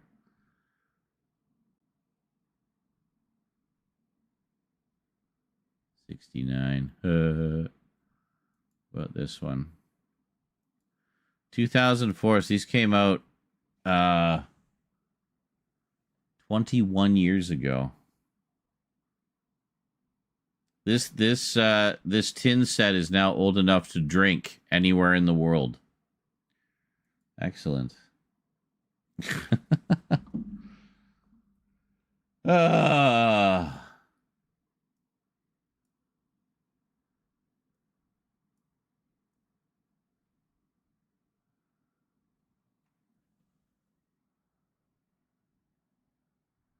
It talks about how snakes are hypnotic predators and how they can hypnotize their prey. I thought it was interesting, but nobody else liked it. I see. Well, it might just be nobody else reacted to it. But I mean, a lot of the times it's, I think it's because you post a lot of YouTube videos, like clips and stuff and whatnot. And people just generally don't want to watch those. You know, look at what most people post, like memes that are just a GIF, something you can look at a glance and then move on. The problem with posting YouTube videos constantly is YouTube takes people away from the Discord. And people don't want to go away from the Discord. They want to stay on the Discord and watch things and look at things and interact with things on the Discord. When they want to go to YouTube, they'll go to YouTube. So, you know, generally when I post YouTube clips or when other people post YouTube clips, it'll be things like trailers or like a video essay about something. Or it'll be something interesting and different and unique, not just random clips from whatever show you're watching. You know, people don't have any interest in that. They don't care. They don't want to watch those. What is it? Yeah, that old short collection on DVD. Those are cool. Yeah, I have a few tins that I think Frank sent me in some packages, and I don't remember. Yeah, one of them is it's the old Oswald cartoons, like the one from before Mickey Mouse really took off. So we got Oswald the Rabbit, and we got and some of the live action stuff as well. Speaking of which, the old live action TV shows and stuff. So that's pretty cool. So I would get the ones from Mickey and Oswald. Yeah, so I don't have the Mickey Mouse ones, but I have a bunch of the Mickey Mouse Blu-rays that came out recently. So I do have a lot of the early shorts. But I do have the Oswald set. I 100% approve of opening the seal. Yes, absolutely. Because I'm that type of person who doesn't give a fuck about seal stuff in my collection. Well, the only thing is for me is I like to get the sealed stuff just because I know it's new. You know, it's untouched by human hands, other than if there was any human interaction in the packaging process. But yeah, never removed from packaging. NRFP. Screw that. Tear that sucker open. Exactly. And Jonkler is just losing his mind, apparently. Hello, you jovial bastard, you. What's the joke? What's so funny? Let us in. We want to laugh too. This is the part where we throw our head back and laugh. Holy shit! Yes. Okay. Some of the sets go for a pretty penny. Look at this. There's more Silly Symphonies. $280. Now that might just be wishful thinking. See, these ones aren't even numbered.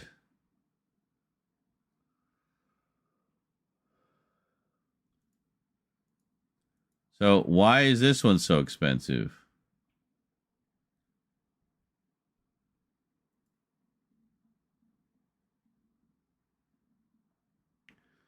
It came out later. I don't know.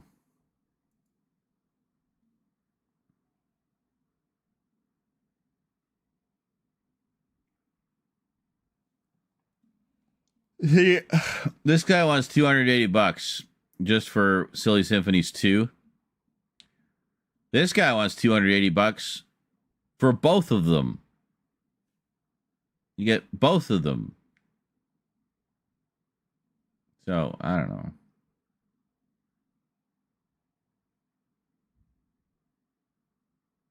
Oh, or here, Silly Symphonies for $34. Yeah, that's more like it. Or here you get a set of 5 for $200. You know? I got Mickey Mouse. That's the Mickey Mouse ones you're talking about, I guess. Goofy, Donald. Silly Symphony.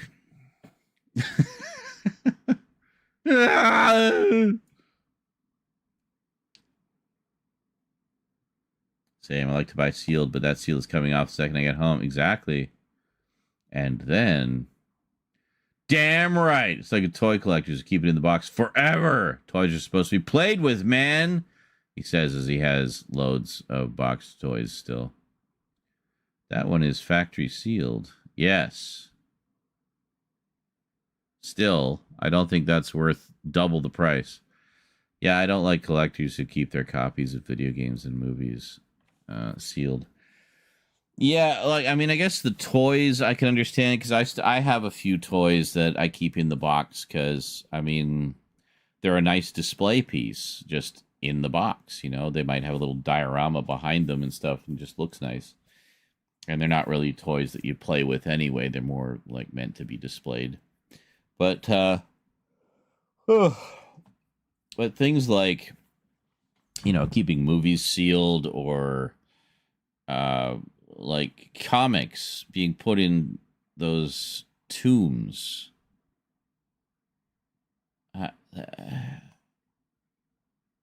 Why are you doing that to those comics? You know, like, comics are meant to be read. They're not meant to be entombed.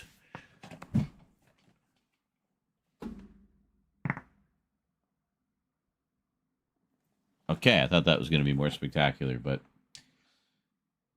I know someone who still owns the more prop-ish type sets sealed, which I think is fair.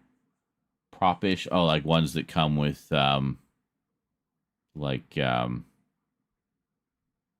you know what I mean, like models or action or like diorama type things. Yeah, I mean that's different though. I mean that's kind of like, you know, I think this guy doesn't really want to sell it, but if a sucker wants to pay that price, well, yeah, possibly. Look at this Jabba the Hutt mint in box. To me, that is like a kid's lost youth, the potential power of play, lost.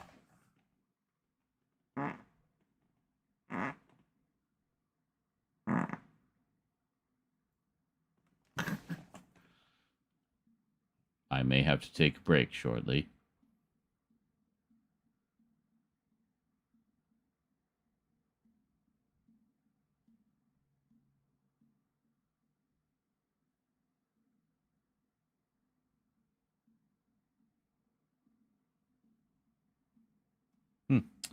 Yeah, I mean, there were quite a lot of those Walt Disney Treasures. It wasn't just the cartoons. They did some of their live action stuff as well. I know, because I have some of them. Sexy. They're entombing everything. Cars, toys, cards, books. They're all hoping for a big payday. I know, right? Metal Jesus, for example, who do that, then say Weasel's words like, "It collectible" about games. Case those farts in plastic and have them rated at a 9. That's right. I'm going to go drop a 9.8 turd. I'll be back. Enjoy some clips. Did I manage that? I just plopped right down in this spot, and I'm not stuck. I can get out of here, but that's hilarious. Oh, it's in there. Okay. What an odd spot to get stuck. There, from behind the workstation. Yeah. Random. Subtlest little thing on this was changed. Like, are they that mean? Like, would they do something? Whoa, Jesus! What the? Okay, that's an anomaly. Holy shit! Excuse me, sir. There's an anomaly over there. Yep. That was definitely it. Oh. I just replenished my wingsuit, so you can grab that if you want. Actually, Deadeye Assault, I'll take that. Yeah. Oh, here they are. What the hell? How are they zeroing in on me like that? Oh, they're right here. They are weak as hell. I'm down. Hard. Get one down. You got him if you can get him. Got him in midair, baby!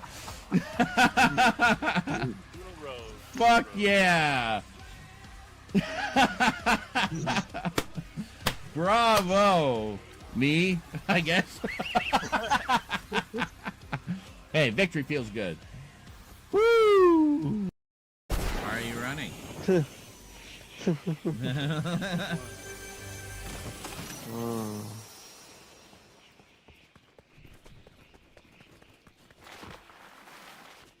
Oh, that's cute. All the robots playing video games. Oh yeah? Inside there. Nice. I like that. A lot of video arcade motifs this season, I noticed. I like that. Maybe we should Star Wars.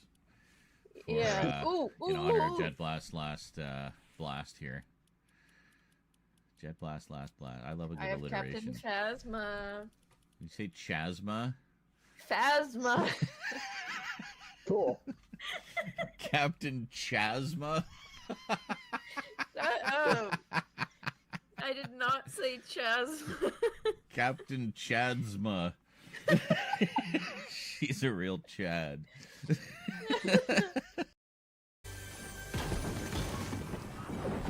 Slurp barrel on this roof here.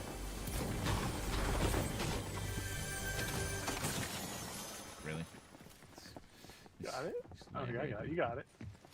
Oh, this is cute. Just sitting there, listening to some records. Very nice.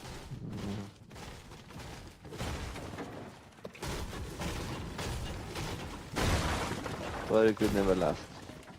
Jerk.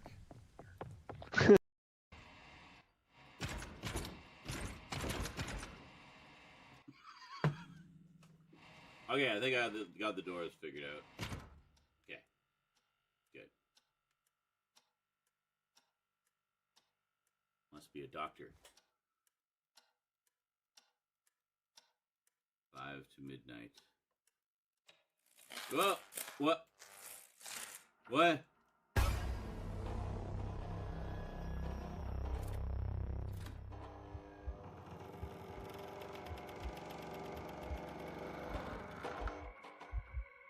Oh, lovely. Ah! Hello. Hello, not Jason.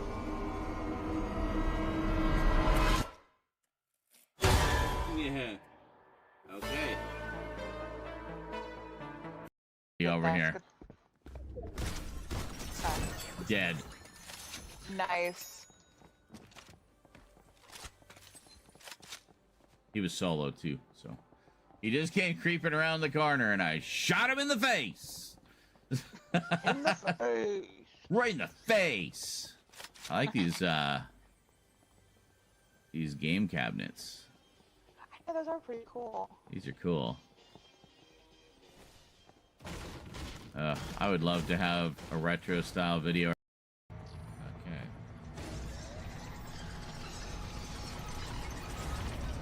Yeah, we gotta get it to go this way.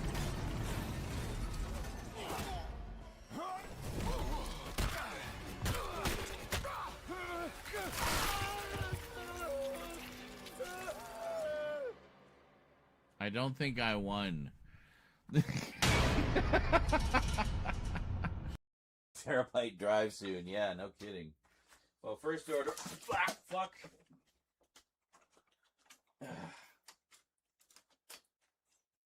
I'm fine.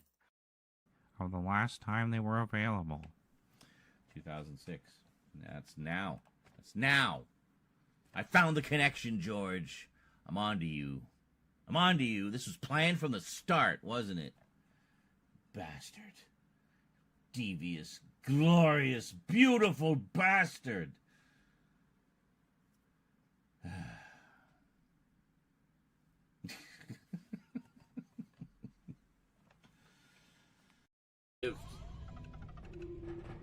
Because of moi. Definitely because of you.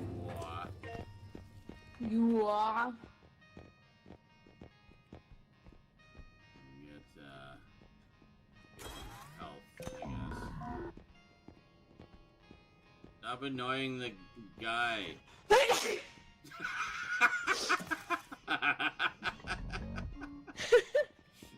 Seeing a guy sneeze. Tower here. Okay. Behind you. Gunfire. What even is this? What? It's not like an obelisk or something? Yeah, it's weird. Is there a way into it? Is it a building or is it just... No, it's just an obelisk. That's so bizarre. Look at that. Yeah. Literally 2001. I feel like we're such nerds that we know that. Them. Yeah, sorry about that. I have a habit with spoilers. Yes, We know. good habit to break. And one thing I liked about Toy Story 2 was two buzzes. Yeah, I remember. I think I've seen that one once. I remember it being great. Oh, that's interesting. Where's the wire? Anybody else seeing this? I see no zip line here. Uh-huh. Interesting. Well, We find the extra... Yeah, we did.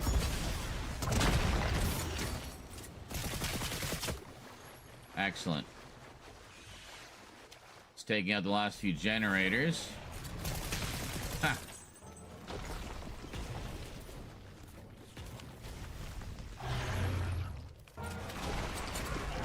Oh, where is he?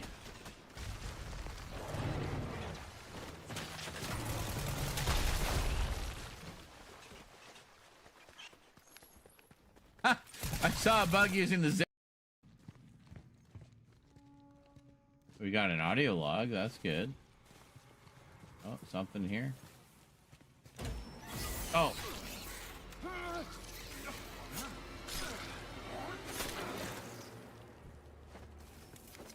What are those?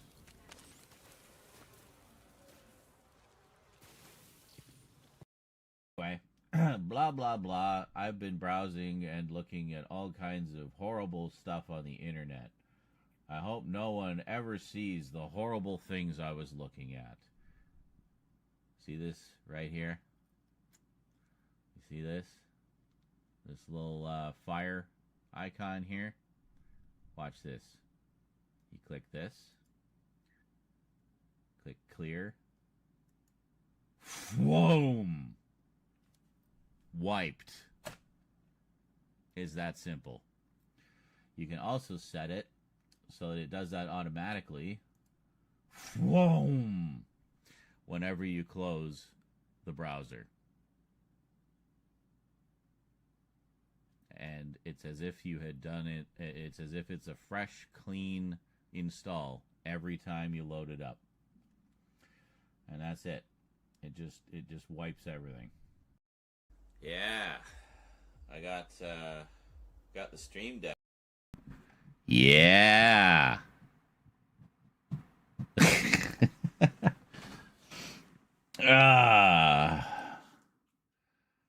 What's going on? Oh, yeah. Hey, Draven. Yes, I own a rare copy of Ernest Scared Stupid on Blu-ray because it's expensive or hard to find online. I found it at a yard sale years ago for $1. Nice. Icarus. Now, if it had a small edition run and is no longer being made, I get the price going up. Well, it could also be a rights issue. It might have been, maybe, was it put out by Miramax? A lot of the old Weinstein productions are in rights limbo right now. It's only just starting to be sorted out with some of them, but yeah. Props like the Phantasm Sphere. Yeah. The various Necronomicon sets. Yeah, for sure. We were supposed to get a really cool Halloween 4K pumpkin. That's right, I forgot about that one. But it cost too much. Only had 5 of the films instead of all 13. The jack-o'-lantern was too tiny, and then to top it all off, canceled it. And swapped the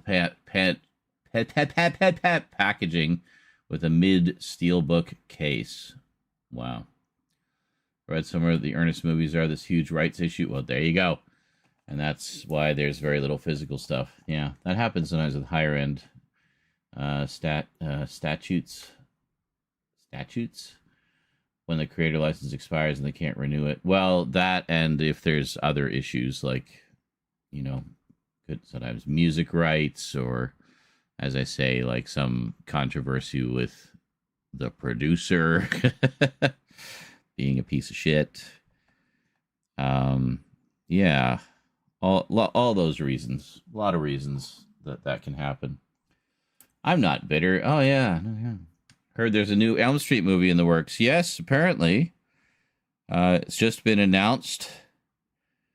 But yeah, we'll see if it actually happens. But it's kind of exciting that there's something happening with the franchise for the first time in literally 16 years. Just the simple fact that there's even interest in doing something new is a positive sign. Says that it's not a completely dead franchise. I'm guessing the 4K set sold really well, and that's probably why there's renewed interest. Speaking of which, they're re-releasing the 4K set. And I think the pre-orders are already sold out. If you needed further proof, there you go. So if you missed it, congratulations. You got to miss it all over again. They gave you a second opportunity to miss it.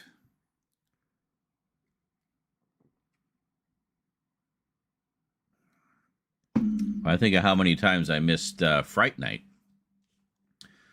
There was like 3 Blu-ray releases. I missed all of them. But then they put out a 4K, and I finally grabbed that. You'll see that in one of the upcoming horror updates. Oh yeah, that Halloween pumpkin set is a shit show. By Paramount of all people. Yeah, great. Good old Paramount.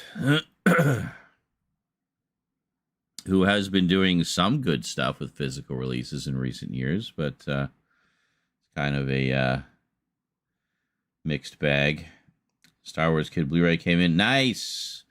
I grabbed it after seeing yours in a Multimedia Chronicles vid. Yes, I recall you mentioning that in the comics. The comments that you were saying, oh, thanks for pointing that out. Excellent. Glad you were able to get it. I don't think it was one that was...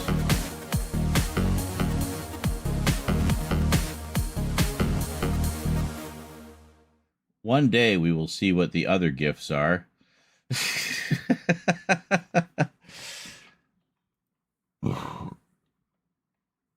Apparently the script in progress is using Wes's original first draft script as a base. Oh, interesting. I wonder how that differs. I imagine you know how it differs. But, yeah, rumored to be using story elements from Dream Warriors. Interesting. Well, I mean, they can't do any worse than the 2010 version, you know, which just seemed like a hodgepodge of stuff from the previous movies.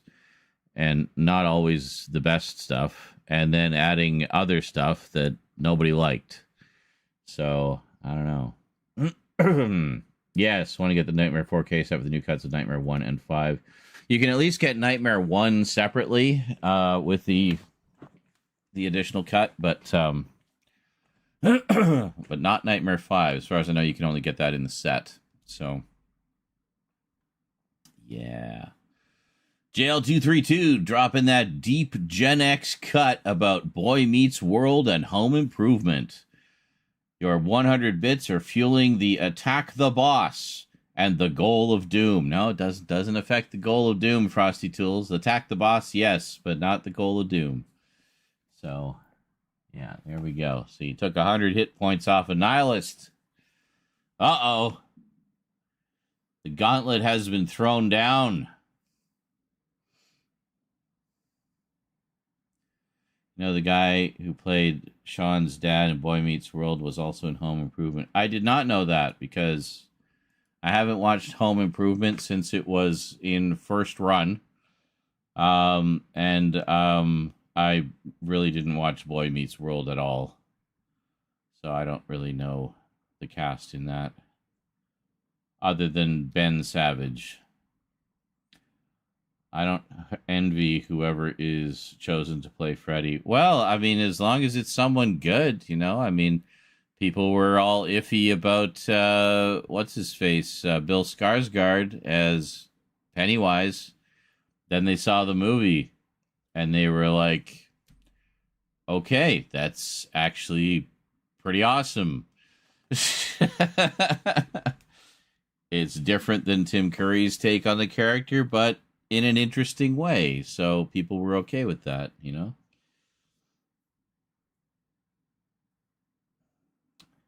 To the point where people started like just heaping all this love on the new Pennywise and shitting on the Tim Curry version. I'm like, hey, watch it.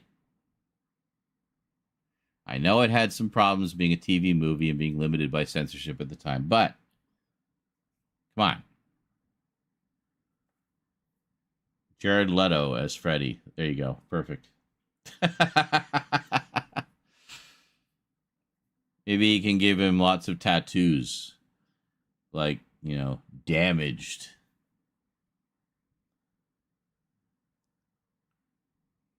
Have like a tattoo of himself on his hand of like the Freddy face. Saying, I'm in your dreams, bitch.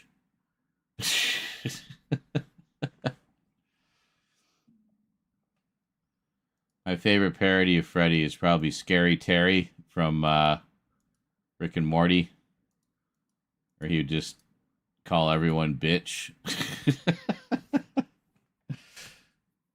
I love the concept of micronaps. I thought that was a nice lore twist, made him more terrifying, and I thought Jackie was good in the film. Yes, oh yeah, Jackie was great casting, no question there. At least Respected tried to making Freddy scary again. Yeah, and that's fine. I have no problem with that. But I don't know. Again, like I've always said, they need to lean harder into the nightmare sequences because that's really the showcase. Where not only do we get to see Freddy in his element, you know, literally being able to control the reality of that realm, but oh my god. I have not seen Dude, Where's My Car? No. Dude, Where's My Car? A classic Gen X query. Which is funny because he's not Gen X. Thanks to the 100 bits, JL, helping Zern Isaac smash the Goal of Doom. Again, does not help with the Goal of Doom. But, you know, your VIP support is legendary. I think Kevin Bacon was campaigning to be Freddy not too long ago. I don't know, maybe. Well, maybe if it was like 20 years ago. I think Kevin Bacon's too old now. They need someone young and spry and crazy who can, you know,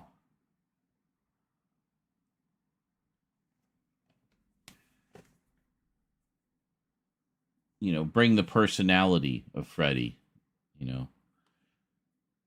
The scariness, but also the playfulness. Freddy likes to play with his food. You know what I mean? So, scene where they smash the Chinese food order after she says, and then, over and over. I have no idea what you're talking about. That Boy Meets World? Dude, Where's My Car? I don't know. Wish we'd gotten Freddy versus Jason versus Ash. Yes. And now, well, we did in comic form. I wish we would get compendiums of the comics. Because the comics are really fucking hard to get now. So, I've got a few of them. And I know Jonkler has a few of them. Funny enough, I think we both have different Freddy comics. But, yeah, I have one of the Innovation comics. Innovation was cool. They always did painted artwork for everything. And they got got a lot of like horror licenses and stuff. They did a series of Dark Shadows comics based on the 90s series, and it's gorgeous. It's just beautiful. But I got the first of the Freddy ones where it was, I think they called it Nightmares on Elm Street. And it was going to be like, you know, several different stories over the course. I don't know how long it ran. Most of them didn't run very long, as I recall. But I have the first issue of that, which was the start of like a 2 or 3 part story. Never saw how it ended. And I have the 2 issues that Marvel put out, the 2 black and white magazines. Those were really fucking good. And they were most of the way through doing a 3rd issue. You can find pages of it online. But, yeah, but Marvel got cold feet and canceled it. Which sucks, because apparently it was selling really well. So, it perplexes me that franchise never grew to having bigger budget. Like, give me Freddy doing more Inception, Doctor Strange, Drug Trip type visuals. That's what I mean. Like, really leaning into it. But I mean, I think it's because it was treated like any other horror franchise, and traditionally horror franchises tend to be given less, especially when they're done by big studios, tend to be given less and less money with each subsequent sequel. So I think already Freddy was getting more than a typical like slasher franchise or whatever would get, but they tend to become lower budget as they go on. They just want a higher return. I think it's also because it's the law of the diminishing returns of sequels. Sequels just traditionally tend to make less money than their predecessors. So it's really just the studio milking it for as long as they can. So they need to keep it profitable, right? So they reduce the budget so they still have a decent profit margin. Dude, boy meets car. Yeah. It would be nice to get a collected edition of that crossover guy. Well, yeah, I mean, it'd be nice to have collected editions of all the Freddy comics. They did a bunch. There was a bunch that Innovation did. There was a bunch of different studios, and they did all the crossover ones. You know, seems like out of all the big horror franchises, Evil Dead has been the most consistent. Well, now, I think so. I would also say Chucky has been pretty consistent. Because you have the what, like 7 movies and a 3-season TV series, and there's more movies in the works. So, and it's all one massive, fairly solid continuity, apparently. So I still need to watch all of them, but I like what I've seen. Enough that I bought a couple Chucky dolls, you know, for the Halloween area, and to use in videos. But I'd say Friday the 13th was pretty good in terms of consistency. At least through, I'd say, the first 7. At the very least, the first 6. They have a pretty solid continuing story. Yeah, Leprechaun would probably be another one. That again, that was like 7 movies that were pretty consistent, and then they did the reboot, which just kind of killed it. So I'd say the Halloween movies, as much as we love them, were probably the least consistent, rivaled only perhaps by Texas Chainsaw, you know. And then there's The Exorcist with all the reboots they've done. You know, you know, when your franchise is rebooting every other movie, like, come on. Terminator has had like a horrible track record with that. It seems like every sequel that comes out, they're planning to do as a new trilogy, and they don't get past 1. So, what about Problem Child? What about Problem Child? I wasn't aware that Problem Child was a horror franchise. Oh, they did 2 Leprechaun reboots. My bad. I did not realize that. I have them all. I've only seen the first one. That seems to be the case with a lot of the horror franchises for me. There's, the big 3, I've seen all of them, like Friday the 13th, Nightmare, and Halloween. I've seen all of those. But a lot of the others, I've either not seen any of them or I've only seen the first one. So I'm trying to get caught up on whatever I can. Yeah, Halloween and Texas Chainsaw basically having multiverse type timelines. Yeah. Sort of like, well, what if this happened instead? Like how many different things have shot off of the first movie in both cases, Yeah, see, Texas Chainsaw, I've only seen the first one. Everybody tells me the second one is great. I really need to see that. I have, I think, the Scream Factory Blu-ray that came out a while back. Yeah. At the very least, I need to watch that one.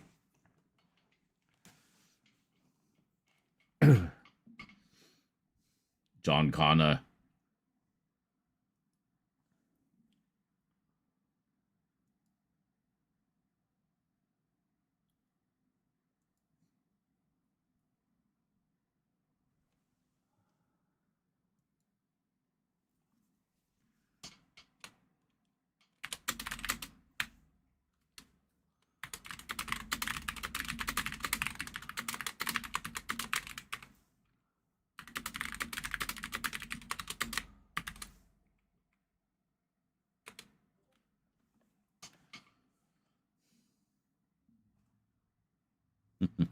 Rose is on her way home.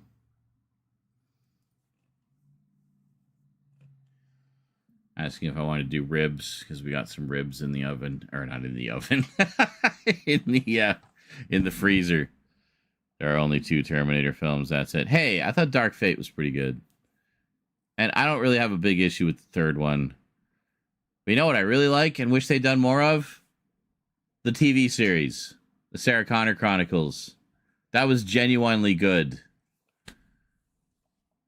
And if you haven't seen it, and this goes to anybody out there, if you haven't seen it, see it. It's good.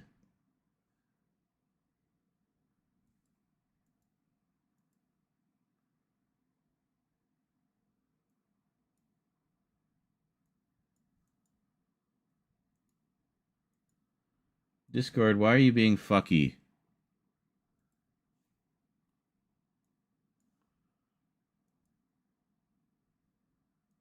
Why is Discord not letting me move it? Fuck's sake. I'm just going to close it. It was replayed on TV a while ago. Yes, well, I have only watched it via the Blu-ray collections that I own and that are on my shelf, and I don't have to wait for them to replay on TV. I can watch them anytime. Dark Fate, they could have done more time travel stuff with that. Why? They've done so much time travel stuff. I'm glad that they didn't. They just kind of got back to basics in that one. I liked Dark Fate. I thought it was good. I had hoped that we were going to see more from there. But yeah. Genesis, I do remember doing a video about Genesis shortly after watching it. I don't remember a ton about it. So, yeah, see, I knew you'd agree with that one, Berman.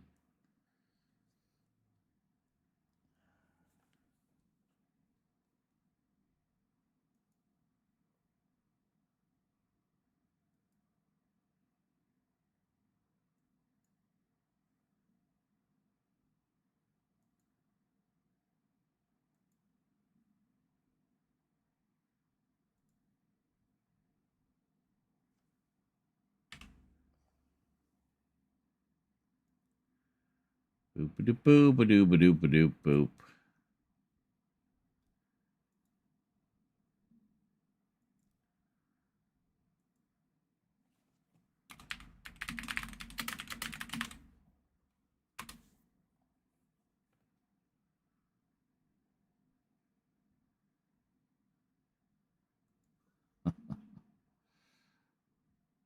Wow, so you just go in and say things to get banned, I guess, eh? Cool. Well, hope that goes well for you.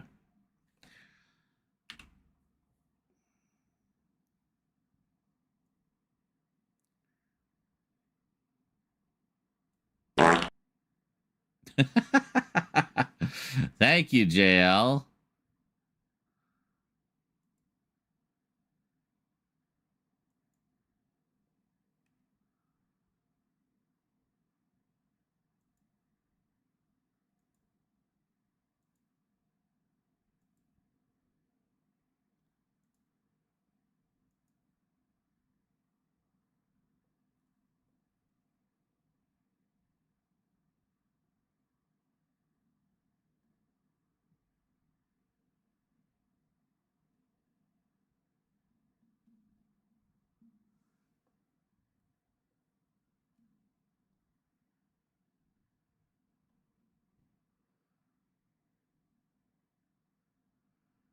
There's a farting scene in Step Brothers when they go to an interview. Excellent. I love a good farting scene.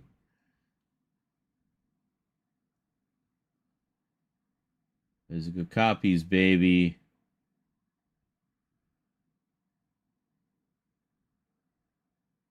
Huh?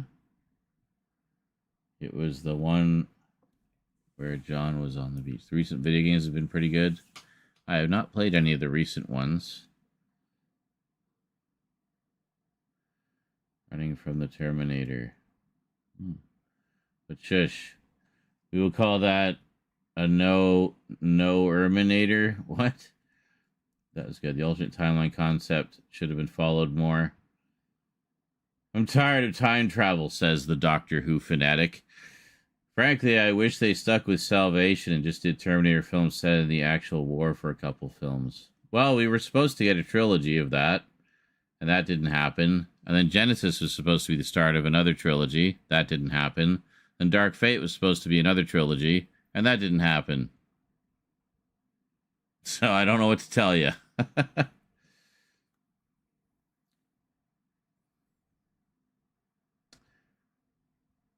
Dusk Till Dawn. Yeah, from Dusk Till Dawn was pretty good. I haven't seen it. Again, I've only seen the first movie. I've seen it many times.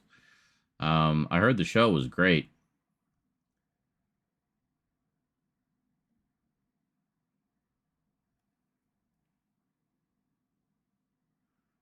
I think my problem with Dark Fate is that it starts with, hey, we're going to go in a new direction, but then it just kind of went the same way, minus Skynet and John Connor.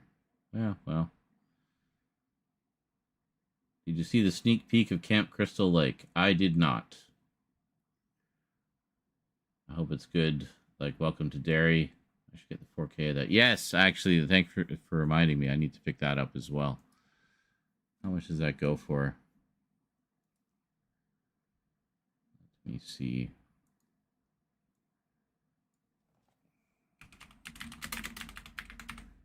I had to put a few things on hold because we needed stuff for the cats. Welcome to Derry. 4K.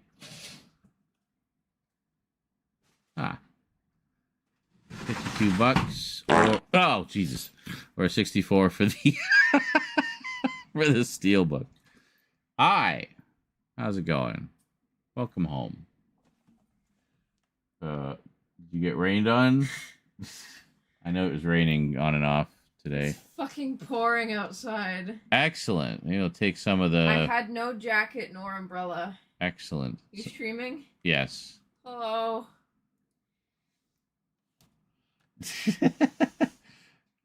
I have a drowned rat, ladies and gentlemen.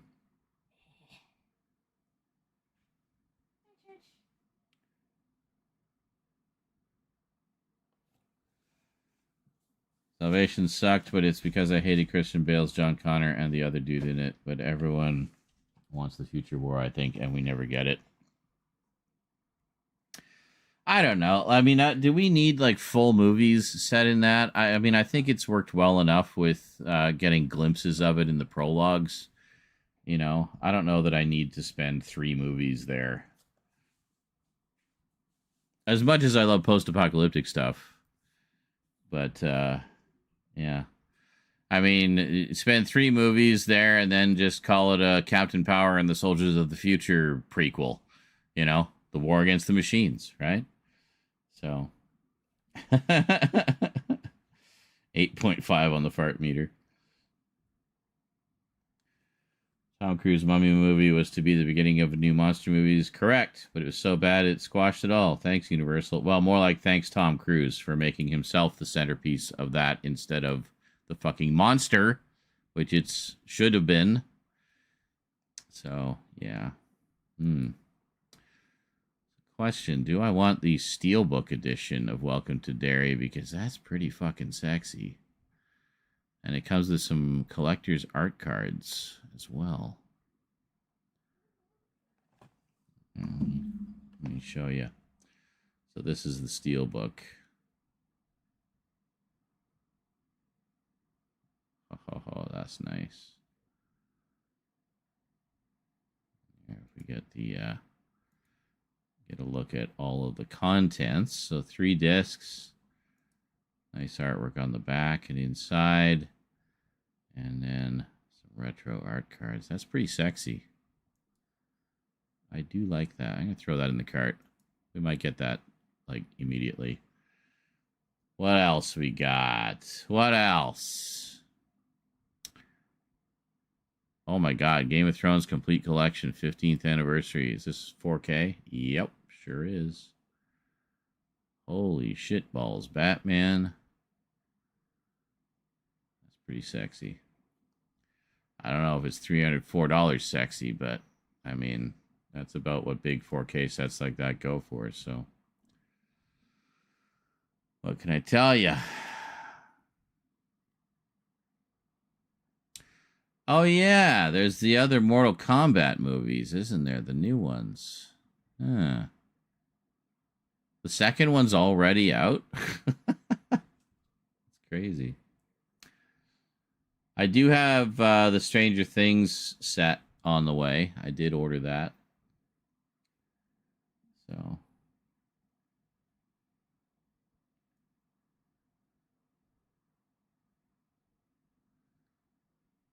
Not gonna lie. Or is it getting impressed by a fart? Yes.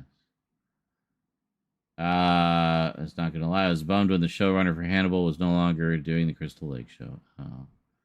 I prefer the glimpses of it, yeah. I don't want your Canadian fire. Especially as the timeline constantly changes. Yeah, for sure. Christian Bale was John Connor? That's something. What? Jonker says, how do you not know that? Where do you think the infamous Bale freakout set recording comes from? Yeah, exactly.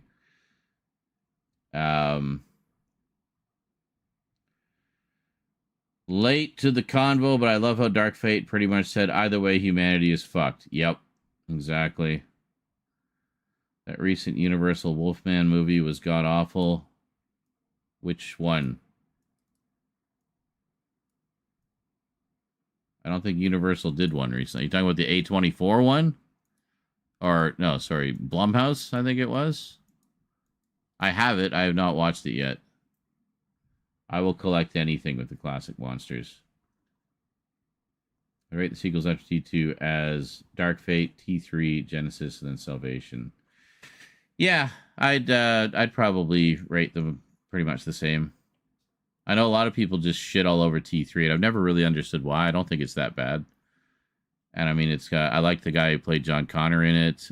We got Arnie back. We got what's her face, Claire Danes, who I always loved. But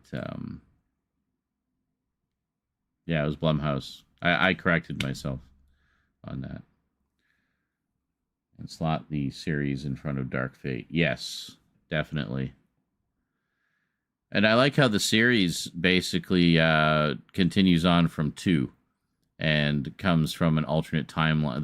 The Terminator, played by Firefly chick, Summer Gleason, comes from an alternate timeline where T3 happened.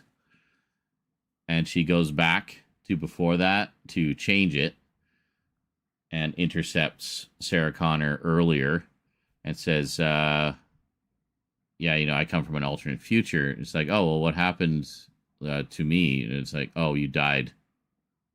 It's like, oh, I see.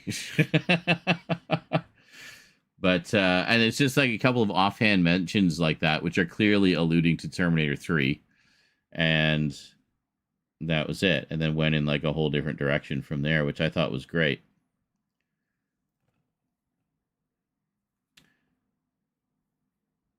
Three was mentioned in Dark Fate. Yeah, it might have been mentioned there too. I've only seen it once, so I don't remember. Battle Across Time is so odd, but it's a theme park ride, yes. How did Netflix let Stranger Things go to Blu-ray? I thought they never put things on disc. Well, money. Also, it's one of their biggest shows, and it's also one of the few to have physical releases previously. They had the first 2 seasons on both Blu-ray and 4K, so yeah, I don't know. I mean, it's not common, but it happens. And I think they know that that's one in particular that would sell like crazy. So, I mean, they'd be fools not to do it, right? Money. That's why.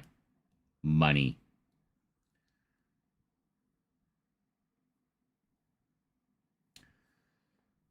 The 2010 Wolfman movie. Well, see, that, as flawed as it was, felt more like a traditional Wolfman movie. And Benicio del Toro as the main guy. Yeah, I remember liking that one okay. It had its moments. It felt more like, a classic Wolfman story to me. So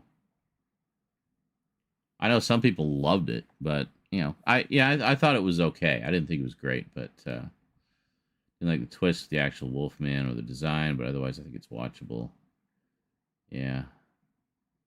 R.I.P. Sam Neill. It's so random to just throw that in the middle of nowhere. Yes, I know. We've all been lamenting that for the past couple days.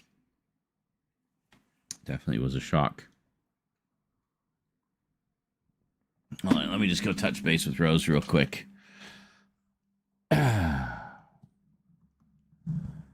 Since we're talking about strange things, listen to some strange stuff. I'll be back.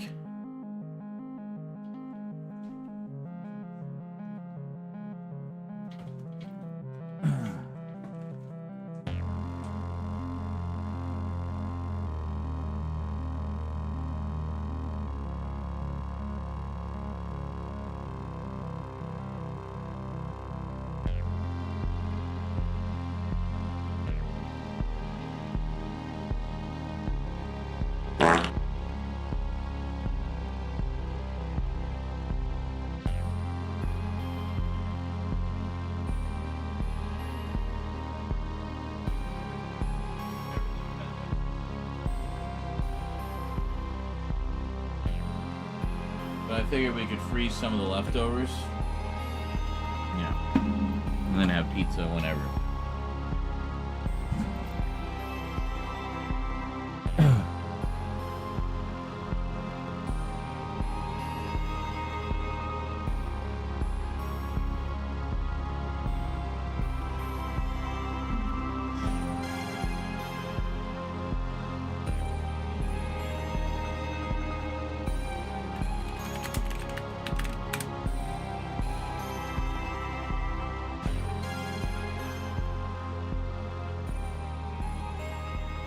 There is indeed a 4K of Event Horizon. Quite a nice one, too.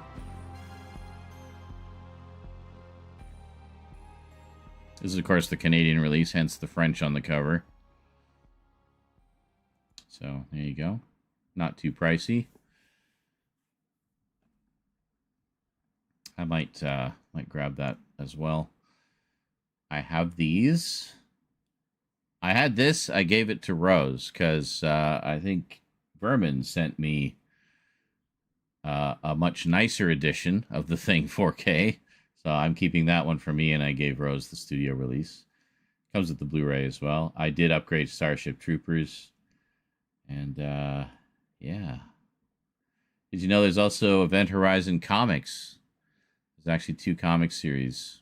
One of which is, I think this is a prequel, which details what happened to the original crew that disappeared. Yeah. And there's this one, which I believe takes place after. Yeah, this takes place after the movie. So we got a prequel and a sequel. Very cool. And I've heard there's a TV series in the works or something, basically. Oh, I'd say it's a lot deeper than The Exorcist in space. It's more just cosmic horror. Full-on cosmic horror. Which is scary, because how do you fight space?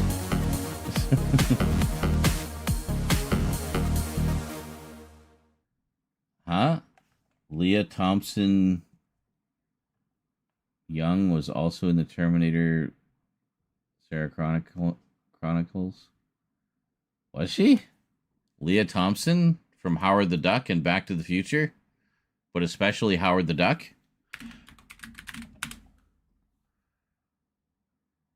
I have no recollection of that. Mind you, I haven't seen the show in quite a while.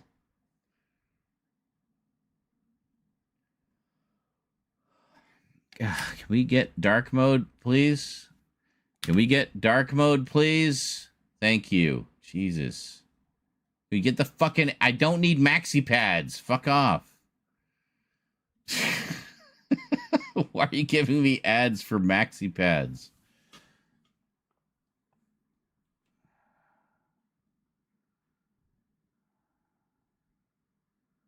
I don't see her in the Sarah Connor Chronicles here. Looks like she was busy doing Jane Doe at the time. Lee Thompson Young. I have no idea who that is.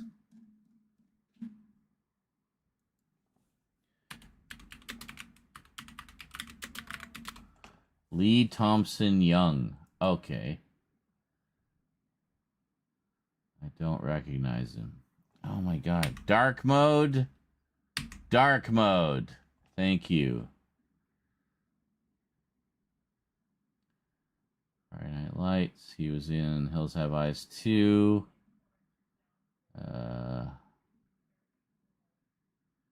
Oh, Smallville. That's where, of course, that's where you would know him from. He played Cyborg. Okay. And then he was Agent Stewart in the Sarah Connor Chronicles for 1 episode. Very good. So I would have seen him in that and The Hills Have Eyes 2.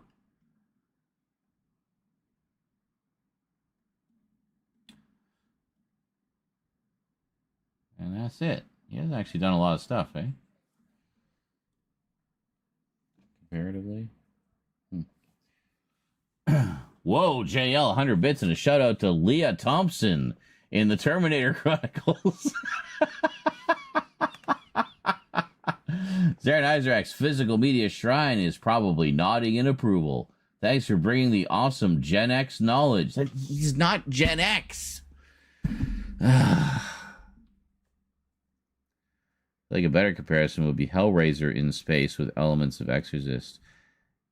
Yeah, I could. Yeah, somewhat Hellraiser in space. Like, I mean, I would even classify Hellraiser as like a type of cosmic horror because it's a supernatural force that is so beyond your comprehension, you know.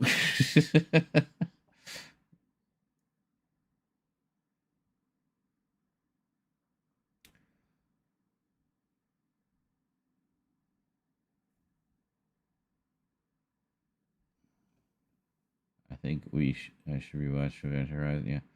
The 2010 film was underrated. The Wolfman and that looked awesome. Yes, the final twist fight I thought was dumb as hell, but otherwise I enjoyed it. Well, there you go. See? Most people think the Jurassic Park movies, but my favorite Sam Neill flick was Event Horizon. Yeah.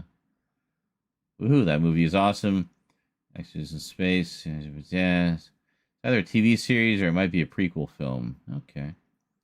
That third Jurassic Park movie is not great, but I like Sam Neill in that. I still haven't seen it. I've only seen the first two. Haha, more than one. The Hellraiser influence in Event Horizon seemed obvious to me. I suppose, like with all the like the body horror and mutilation and stuff like that. And the whole idea that they'd essentially gone to the hell dimension. But I know. Hey, Michelle says, I would have loved another season of Sarah Connor Chronicles. Yes, especially considering it left on a big fucking cliffhanger and things were getting really interesting. I enjoyed it for what it was. Yes, In the Mouth of Madness. I was going to mention that. I did pick up the big Arrow set that came out recently of that. It's great stuff. Oh, you haven't seen it? Well, maybe you should pick up the big Arrow set that came out recently. It's a good one. It's basically John Carpenter does Lovecraft. Need I say more? Meaning, I don't want all your smoke. I'm glad it's raining. Well, it's not coming from us. We're on the West Coast, remember? We're not like terribly on fire here at the moment. Also, it's raining, which means if it is, that'll put it out. But it's not super dry here right now. That's not until August on this part of the world, typically. Most of that's coming from the East Coast, I believe.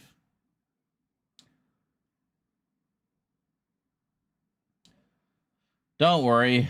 We'll smoke out our southern neighbors soon enough.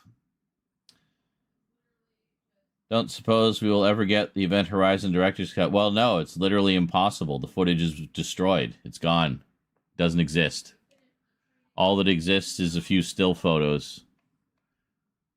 Maybe they could use AI to bring the still photos to life, and then they could recreate it. Yeah, please don't do that. I'm broke. I might need to put up money away for it. Yeah, no, it's worth it. In the Mouth of Madness is a good one. I like it. I like it a lot.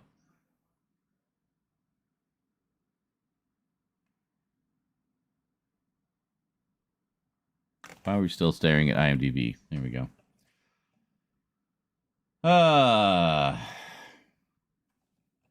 But yeah, I mean, there has been interest in the Event Horizon Director's Cut for years, especially with the advent of home video.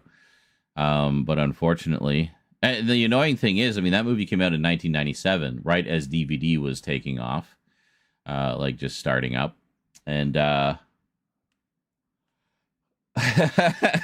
you know, like they missed it by that much. If it had come out like a year later, I bet the studio would have been all over keeping the footage to do like an extended DVD cut or something.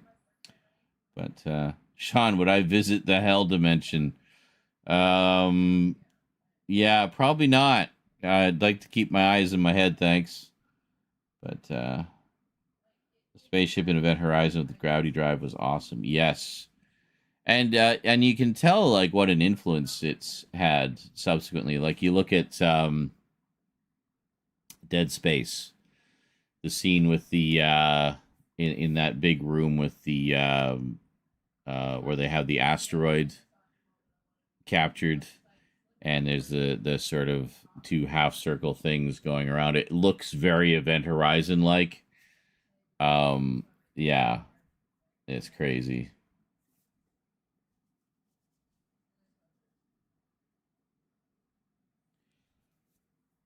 We're dealing with smoke blankets. What? Smoke blankets. Black fires. Yeah, we're leaving. See, they tried to do the smart thing, but the ship had other ideas. Yeah, I actually had the pleasure of seeing that in theaters when it originally came out. I went to see that, and I forget, my mom and I went to the movies, and I think she went to see something else, and I went to see Event Horizon. Jesus, why does that fart scare me so much? All right, because I made it super loud so that it would scare me during video games. Yeah. But yeah, that scene where they finally decode the video and Lawrence Fishburne is just like, we're leaving. The whole theater just burst out laughing. That was great. Terrific cast in that, too. Really like the cast in that. Jason Isaacs. Trauma. Yeah. The Tooth Anniversary Steelbook. The Event Horizon 20th Anniversary Steelbook looks nice. I don't know what transfer it uses, but not heard anything negative on the Vine. Well, I mean, it's hard to say because there was the old Blu-ray transfer, which had some framing issues, where the image was stretched a little bit. There is a 4K though, decent one. So I mean, just get the 4K, dude. Just get the 4K. I have the I have the Scream Factory release, the Blu-ray that came out a few years back. That's a pretty nice one. The Tooth Anniversary. The whole tooth and nothing but the tooth. I think I'm too tired to do filming today. That's okay. We'll just hang out. That's fine. It's been a while since we've had a hangout. All hail 4K.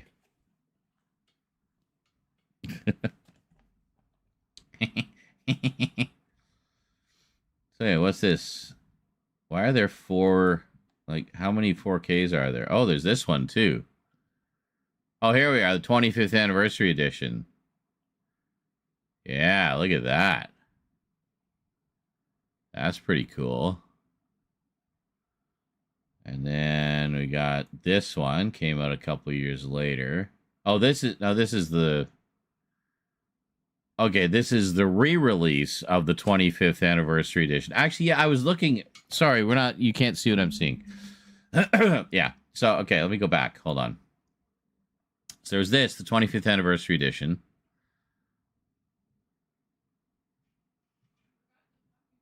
$4K. And then...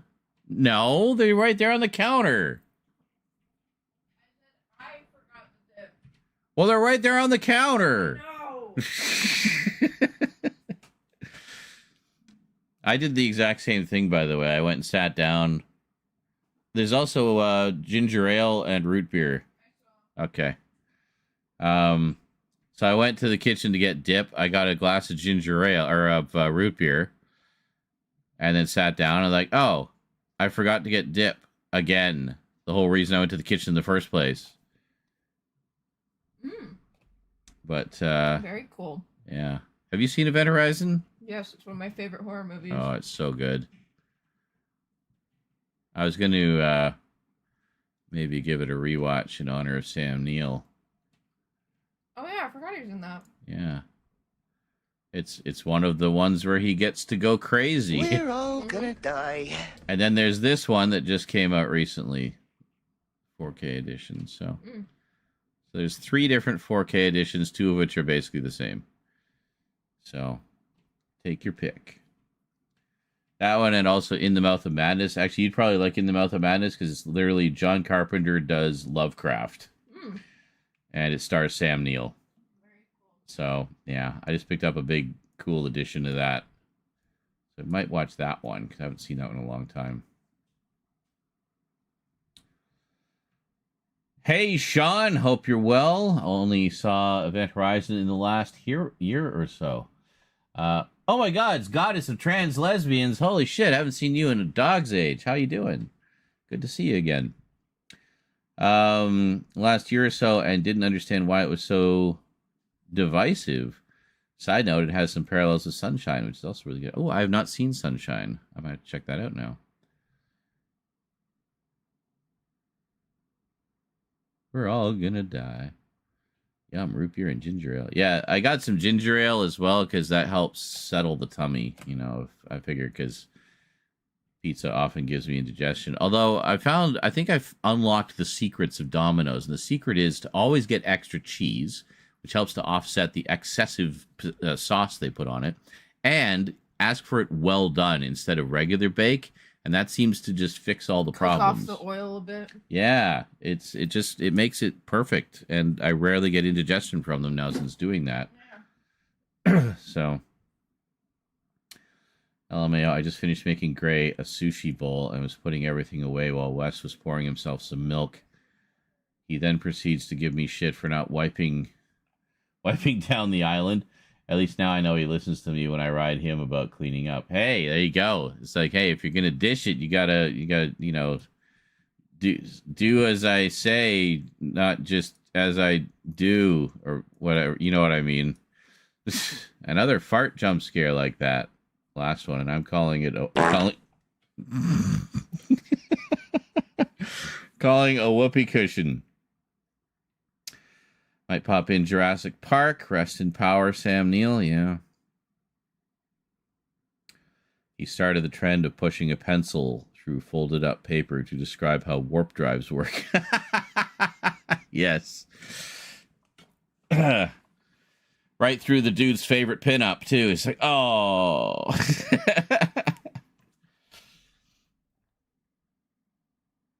Yeah. The old folding space trick. It's like, well, we go across the universe by not moving anywhere. We bring the other side of the universe to us and then just pop through and then unfold it again. But, of course, what happened was when they popped through, they took a little detour and didn't come out the other side until several years later. So they jumped in time, not just in space. And while they were in that limbo period between, they went somewhere else. That's scary. That's scary shit. And I feel like it's very realistic as far as, you know, if science ever reaches that point where we're able to do shit like that, I could totally see some kind of accident like that happening. So, yeah, sorry, we accidentally went into the hell dimension. Yeah. I like in Event Horizon, the ship was bringing up that lady's dead son that died. A ship mind broke people. Well, yeah, it's like it wasn't so much that it was haunted is that it was possessed, and it was like getting into their minds and pulling out their deepest, most traumatic thoughts and memories and using it against them. Sam Neill's largely what makes Omen 3 entertaining. Oh yeah, absolutely. Also, I saw part of Possession once and didn't care for it, but now I feel I owe it to myself to complete because I've heard it gets pretty bizarre. Yeah, I have also heard good things about that one. I have not seen it, though. Literally jumped into the warp without the Emperor's guiding hand. Yeah, they needed one of the Spice Guild, the guild navigators, to ensure a safe journey. Silly bastards. The Spacing Guild. That's the Spacing Guild navigators.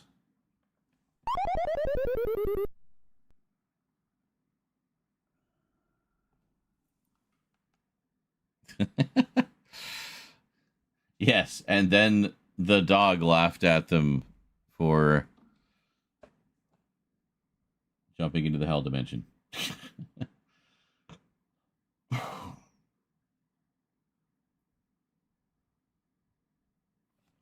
Yes. It did indeed. Well, that was the whole thing, was to I I guess, to weaken their resolve, weaken their spirit by traumatizing them, essentially, having them relive their worst trauma. So, you know, there was the one about the wife who killed herself, and then there was the one about the son who died of like a horrible, painful disease. You know, and then the other one, the guy who was on fire, who the captain had to abandon, and yeah, it was crazy. I watched Possession for the first time last October. I don't know what to make of that movie. I hadn't even heard of it, honestly, until Sam Neill passed away and everybody started talking about it. Now I'm curious.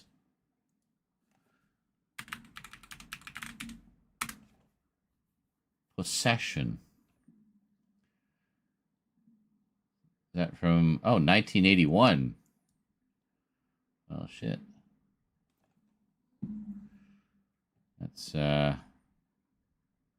this one, eh? So that would he must be like super young in that. Holy shit. So that would be from even before he did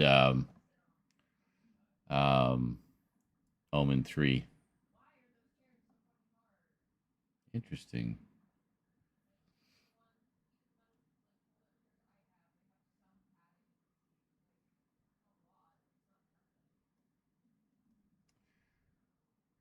Looks like that's the, you know, what's this big Underworld collection? Holy crap. Look at this. Nice. I have like the cheap ass Blu-ray franchise set of this. Still haven't seen any of them. But I know I'll probably dig them. Smoking hot, leather-clad Kate Beckinsale as a vampire fighting werewolves and shit. Hell yeah. Like, why is everything basically $150? I swear to God. That just used to be the price for everything these days. Carlo Rambaldi did the effects and Possession. Oh, okay. You have Hereditary on 4K as well? I do not have Hereditary on 4K. I do have the Director's Cut Blu-ray, though. So, I will watch that at some point. I had also never heard of Possession until now, but very cool. I'll have to check that out. First one is the best in the Underworld series. So isn't that always the case? That's just always the way, you know. First one's the best. First one's the best. Fuck the rest.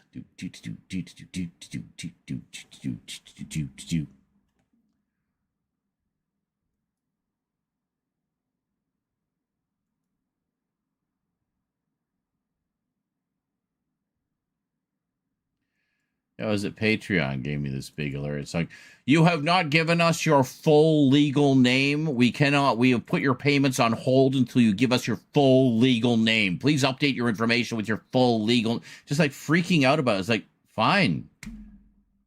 Sean McClane. Done. Just relax, Patreon. Can I have my $11 now? Like, you know. So I mentioned Sunshine is coincidentally overdue for 4K, but alas, it's a Fox title. And Disney are pains in the ass when it comes to what they choose to let Sony put out. Yes. And Sony seems like they're going to be putting out even less now anyway. I mean, they're discontinuing physical media with the PS5. How long before they discontinue physical media altogether? You know?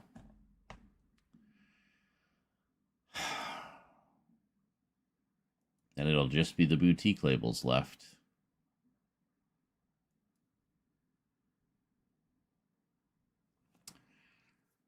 Oh, well.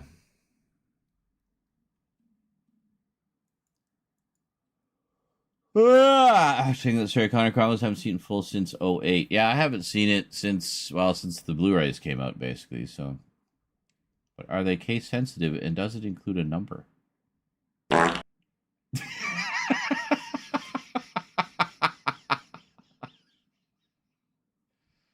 Twitch, clip that. We'll see if that works. I think that's how it works, isn't it?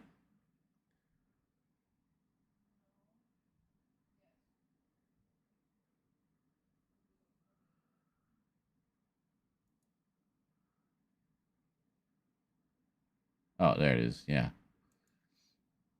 Is that... Oh, God damn it. I didn't mean to do that. Hold on. Did it do it? No. That worked really well. Oh, clips I've created. Hold on. No, it didn't do it. Well, great new feature, Twitch. Yeah, clip my farts.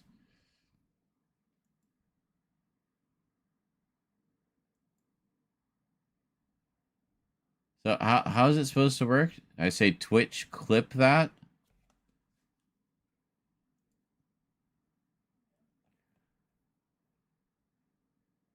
Twitch, clip that.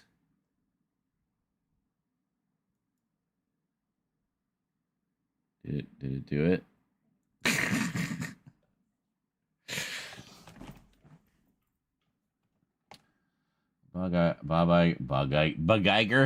MacGyver, Bob Iger did seem to support physical media because it is an outlet to make money after all. Doesn't matter if it's shrinking. The new people in charge since he left sounds promising. Well, here's hoping. I hate it when I do a voice command and I'm only met with silence. I know, right? Why? What is going on?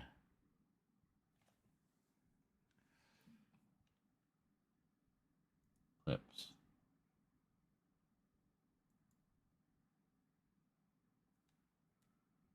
Well, great. I don't know.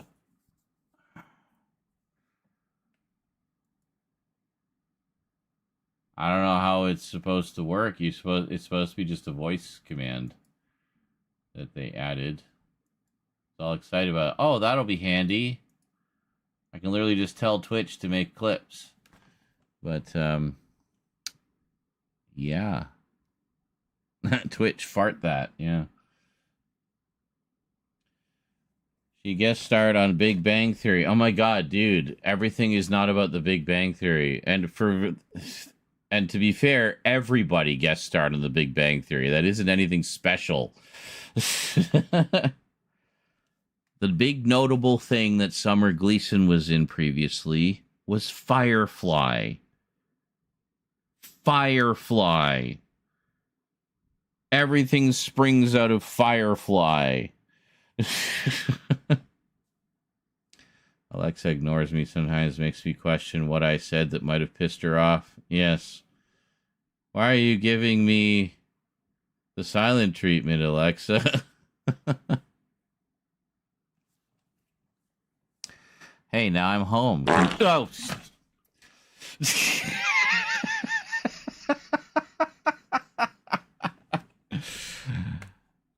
Why are the farts so scary? Summer Glau, not Gleason. Thank you. Why did it take that long for someone to correct me on that? Hold on, I need to check the sound here. Are you not entertained? Are you not entertained? There we go. I just wanted to make sure it was extra loud so it would scare me more. Who the fuck is Summer Gleason? Now I need to look that up. Getting my summers mixed up. Ah! Okay, that was too loud. John Collector Collector 98 just resubscribed for 46 months.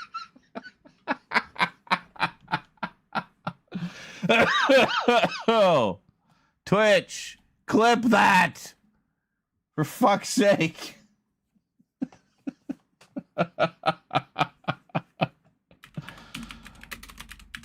Who's Summer Gleason? Does this person not even exist? Summer Gleason. Wait a minute. Is she just a character in something? Date rape. No means no. And waiting in the wings. Summer Gleason. Apparently, I just made that person up. Who the fuck is Summer Gleason?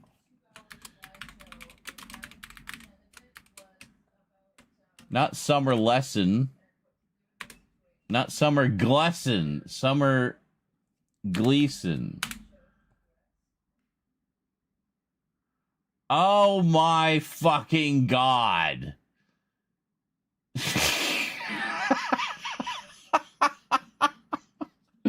She's the reporter from Batman the Animated Series.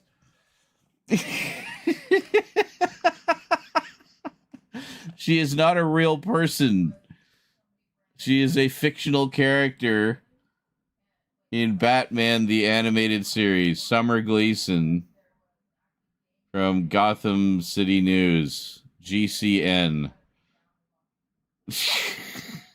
Oh my God.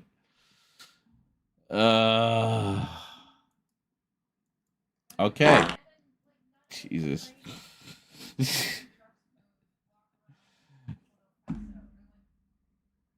Wow. Well, at least the mystery has been solved. Apparently, Summer Gleason was a Terminator, yes. Jonker the Collector 98, welcome home. Glad you're comfy enough to drop a sub for Zarin Isaac. That's like snagging a rare physical media gem for the stream collection. What?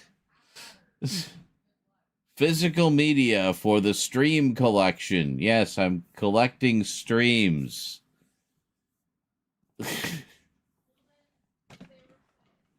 Holy shit, we're like, I think one thing away from a hype train, guys. My favorite cartoon actress, Summer Gleason. Oh my God. Oh, madness. Summer Glow.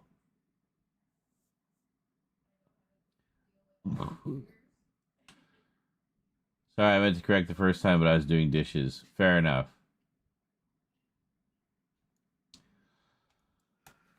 Oh my God, the 6 degrees of Summer Gleason.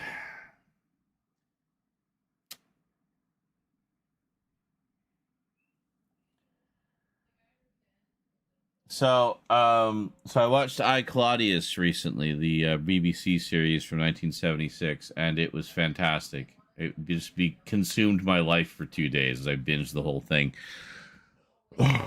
But put me in an ancient Rome kind of mood. In particular, a Caligula kind of mood. Because in I, Claudius, we have Caligula, played by John Hurt.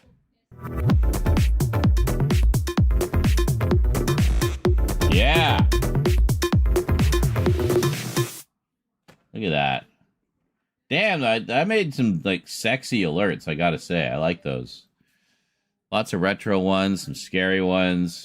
It's a nice mix. I need to add even more into the mix. Thank you so much for that.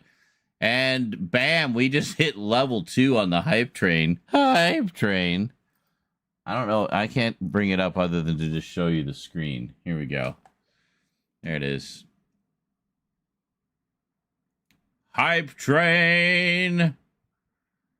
There we go. So there's like all kinds of emotes you can unlock. This is all the level 2 stuff we can unlock. There's level 3, level 4, level 5, and it just keeps going. All the way up to level 126.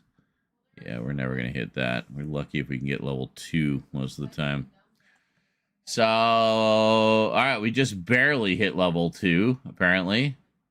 At 0%. Where the fuck is Kralatin? Kralatin knows how to hype up the hype train better than I do. So, yeah. So, Nihilist is the conductor. Jonkler is also the conductor. And our channel record is 53% on level 4. So, basically, subs, gift subs, and bits will contribute to the hype Yo. I'm in danger. There we go. So you gotta see it. Just that alone brought us up to 8%. Look at that, and added a little extra time on the clock. Excellent. That is correct, Jonker. Yeah, Summer Gleason was pretty much a replacement for Vicky Vale. No idea if they just weren't allowed to use her or what. I don't think so. I think it was just they wanted a reporter character that didn't necessarily need to be a love interest for Batman. You know, DC for decades has had a weird history of keeping sections of their entertainment media separate because of confusion and so forth. Yeah. Well, like, for how long was they just forbidden to use Batman in any of the live action stuff on television because the movies were happening? Like, oh, we don't want to confuse them. Yet now they're just doing multiverse and Elseworld everything. It's like, fuck it. And honestly, I'm happier that they're doing that because it means we get more variety, you know? Not everything needs to be like super locked into one particular continuity. Honestly, I think that's really hurt the Marvel stuff, is that there's... Fuck! How the fuck am I supposed to fight something like this? Seriously. Seriously. Is the fact that they have to be all locked into the MCU continuity, you know? I mean, yeah, there's like What If, but that's really it. Well, I guess Marvel Zombies, they did that as well. But so there's been a couple of things, but when you look at how much stuff they're doing otherwise, it's like DC is doing, like, just full on Elseworld stuff that they don't even try to connect them to the various continuities. Like the Matt Reeves Batman, they just exist in their own little pocket universe. The Joker movies exist in their own little pocket universe, you know? And I think that's good because it lets them, the filmmakers explore more freely different ideas and stuff like that. So, you know, I like that. Whoa, hey! Oh, that was perfect. Look at that. That was perfect timing. Hi. 27 has gifted 10 subscriptions to viewers. Got 10. That was perfect. We got the 10 subs at the same time as the air horn, and that put us at 54% through level 3. So, yeah, we're rocking it, guys. I also like that, Michelle.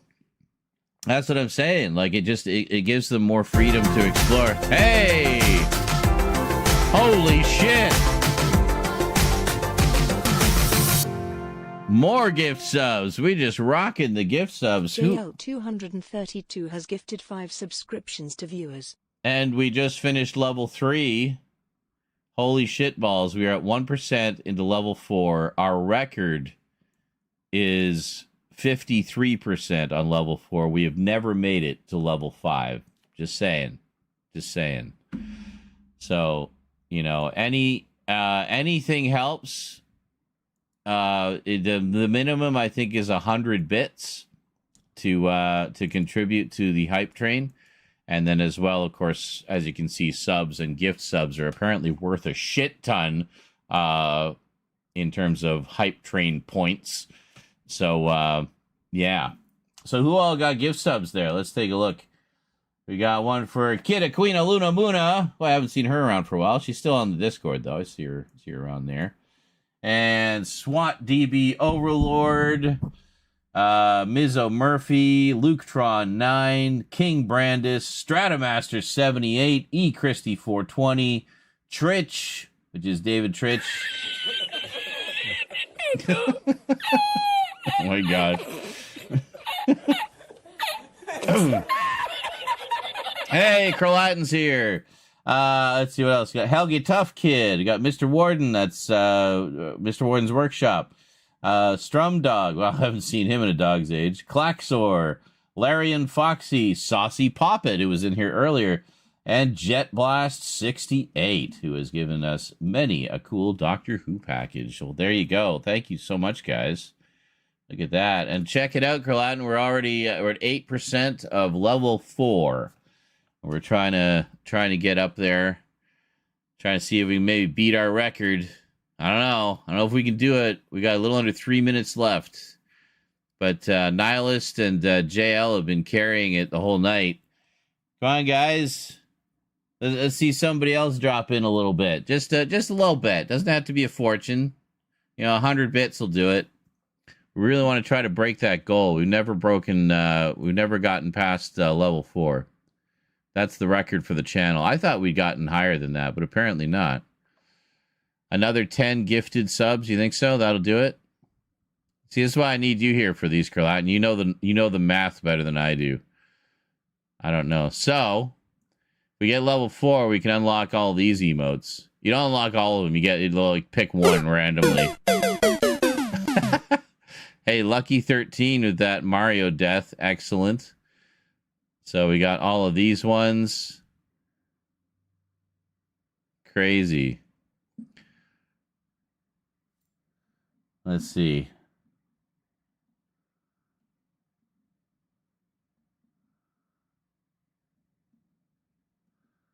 Everybody already has subs. That's the problem. Everybody's subbed. I think everybody's subbed.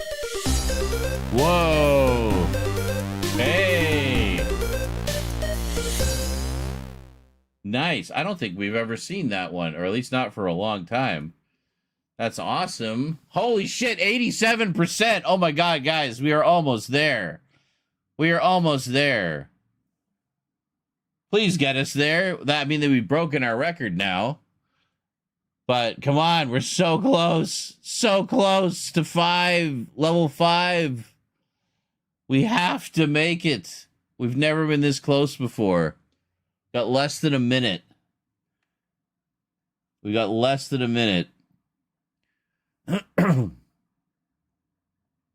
at it. It's going crazy. It's going crazy. Just like hopping, like popcorn popping. 1,000 bits.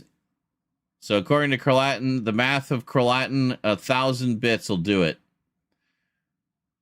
That can be in the form of, bits or soundboard or a bunch of gift subs. Holy shit. Holy shit in a minute. 27 has gifted 5 subscriptions to viewers. Great timing on that fart sound. Holy shit, man. That is a new record. We are 20% into level 5. Holy shit, that's crazy. We actually broke the record. Huge thanks to Nihilist and JL for that. And now we're in like bonus round time. We'll just see how far we manage to get before the end, but we are in new record territory here, folks.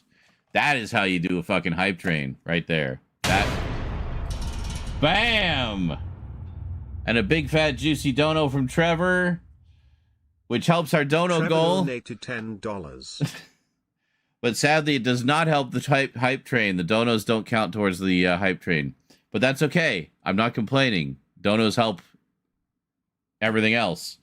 So it's absolutely going off today. Yeah, apparently I need to take 2 weeks off more often. To be fair, though, it's not like I've been doing nothing. I've been entertaining you guys from afar by just posting videos like mad. And Rositas brings us to 25%. That's awesome. We need some action music, I think, to hype us up. All right. Will we manage to get to level 6? Dare I even suggest it? I don't know. See you in 2 weeks. Yep. All right. We just got to get 75% more to hit level 6. And by the way, Curlatin, there was a mulch earlier. You need to update the mulch counter for us.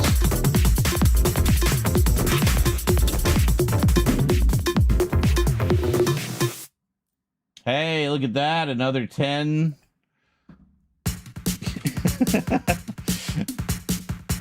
I can't pause the music. I can only reset it. Yeah, when you get to the higher levels, it's a little harder to push through them, of course. You know, makes sense. But that gets us to 35%. We might be a full level ahead of where our previous record was. What was our record before? 53% on level 4.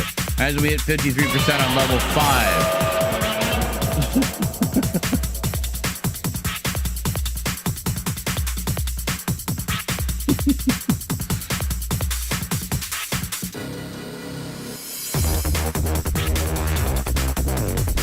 Will we make it to level 6? 40%. Madness.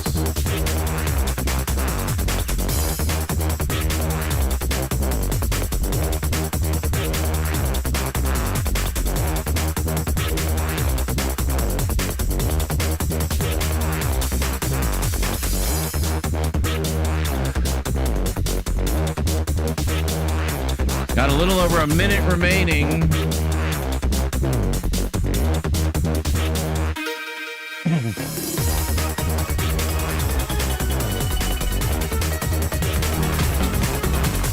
Oh.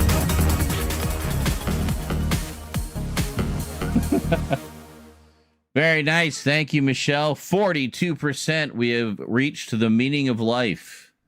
A mulch is a layer of material applied Oh my to the God. surface of soil. Reasons for applying mulch include And mulch conservation carries of us through to soil level moisture, 6. improving Oh my God. We're at fertility and 31% health on of level soil, 6. That's 2 mulches today, reducing Carlatin. weed growth, 2. and Hey, Saucy Pop, it's back. You just got a sub, by the way. Enjoy the ad-free experience for the next 30 days. A mulch is usually, And you get but goofy not emotes of my face to enjoy. exclusively organic in nature. It may be Well. permanent, such as plastic sheeting, or temporary, such as bark chips. Bark chips. It may be applied We need some music to keep us bare sane. soil or around existing plants. Mulches of manure or compost will be incorporated naturally into the soil. Little rotating by skulls the remind me of those GeoCities. That's exactly why I put them up there. That's exactly what I was going for. 90s goth webpage for the win. That was exactly the idea. And when applied correctly, can dramatically improve soil productivity. You love doing things to my face? Materials Aw. are used as mulches, which are used to retain soil moisture, regulate soil temperature, Yes. suppress weed growth, and for aesthetics. They are I just need some applied rotating to the onks soil and maybe like a flame bar. flower beds to prevent soil erosion on slopes and in production. Why does this go so well with mulch? Flower and vegetable crops. Oh my God. Mulch layers are normally 2 Blue flame. or 5.1 centimeters or more deep when applied. They are applied at various times of the year depending on the purpose. Towards the beginning of the growing season, mulches serve initially to warm the soil by Pipe helping train, it level retain 6. heat Yeah. lost during the They've been night. bringing it tonight. This allows early seeding and transplanting of certain crops and encourages faster growth. Holy shit, Nihilist is almost in #1. Nobody has ever beat JL. You're like so close to beating JL. Oh, Saucy Puppet says hi. Prevents the growing of weeds from seeds. She said hi back. You couldn't hear over all the racket. On the time of year they are applied. Got a little over a minute to go. Have we tapped out? Delay the growth. Oh no! Oh my God! And in the spring, or prevent. He just dropped another mulch. Warm spells would limit I don't think it'll overlap them, but the effect of mulch upon soil moisture content is complex. Mulch forms a layer between the soil and the atmosphere. Level 7. Preventing sunlight. That is madness. I have a feeling it'll start again after this one ends. Reducing evaporation. So Saucy Poppet was saying, does she even know who you are? However, who she is? Mulch can also prevent water. You may know her as Zenthia Stone soil Fox. By absorbing or blocking water. Or as I call her, my purple queen. I know. In order to Zenthia, maximize Queen of purpleness. the benefits of mulch, Holy shit. while minimizing That is crazy. its negative We have just smashed that old record. It is often Nihilist is applied #1 in late for gifts. spring or early summer. He is #1. Yeah, when #1 for soil gifts. temperatures And, have risen well, he was very close to soil JL for content bits, is and then JL dropped a second mulch. high. Yeah.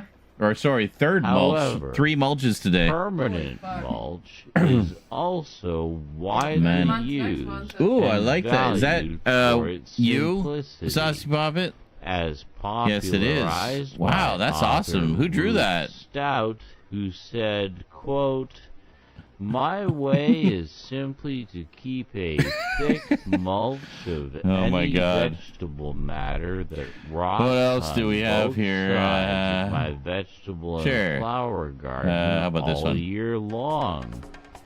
As it decays There we go. and enriches the soils, I add more." End quote. Plastic mulch used in large-scale commercial production is laid down with a tractor-drawn or standalone Oh, one layer was from Nihilist. My bad. I didn't realize Nihilist dropped one too. This is usually I just always part assume of all the a mulches are JL. sophisticated mechanical process. You clipped a couple where farts. raised beds are formed.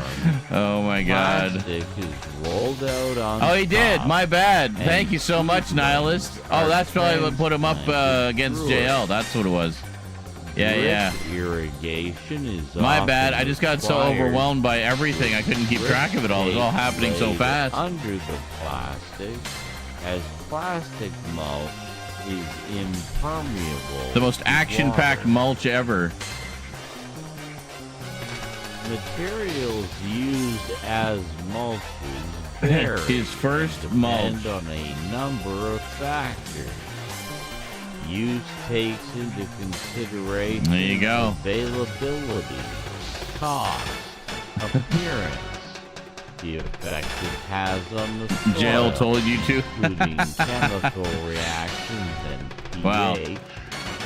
durability, combustibility, rate Bustability. of decomposition, and how clean it is. Some can contain weed seeds or My plant shades are over there. pathogens. A variety of materials. Setting a new are record. used Keep going in until the mulch, clock runs out. We got less than a such minute. as Organic residues, grass clippings, leaves, hay, 17K straw, bits or sticky 34 scraps, more subs until level 8. Jesus. shredded bark. I feel like that's not whole going to bark happen. Nuggets, sawdust, shells, Mark wood chips. shredded newspaper, cardboard. Oh my God. wool, animal manure. At first, I thought that said etc. 42 subs. I was like, Many of what? these materials But no, 42 also bits. act as a direct Compositing such system. as the mulch clippings of a mulching lawnmower or other organics applied to as sheet compositing. Composting. Not compositing. We're We're not talking about film production. We're talking about motherfucking mulch. God damn it.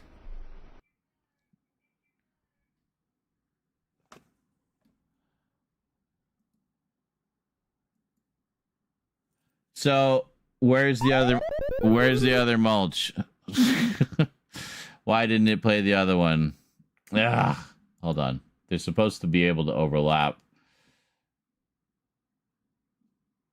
A mulch is a layer of never mind. material applied to the surface of soil. There it is. It just took a second. Reasons for applying mulch include conservation of soil. I was not, but I intentionally did it as boringly as possible, and then I slowed the speed down so it made me sound even more boring. So area.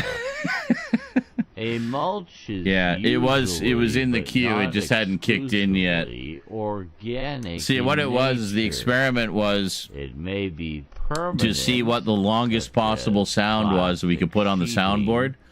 And it turns out about 10 minutes if you have the bit rate low enough and still have it audible.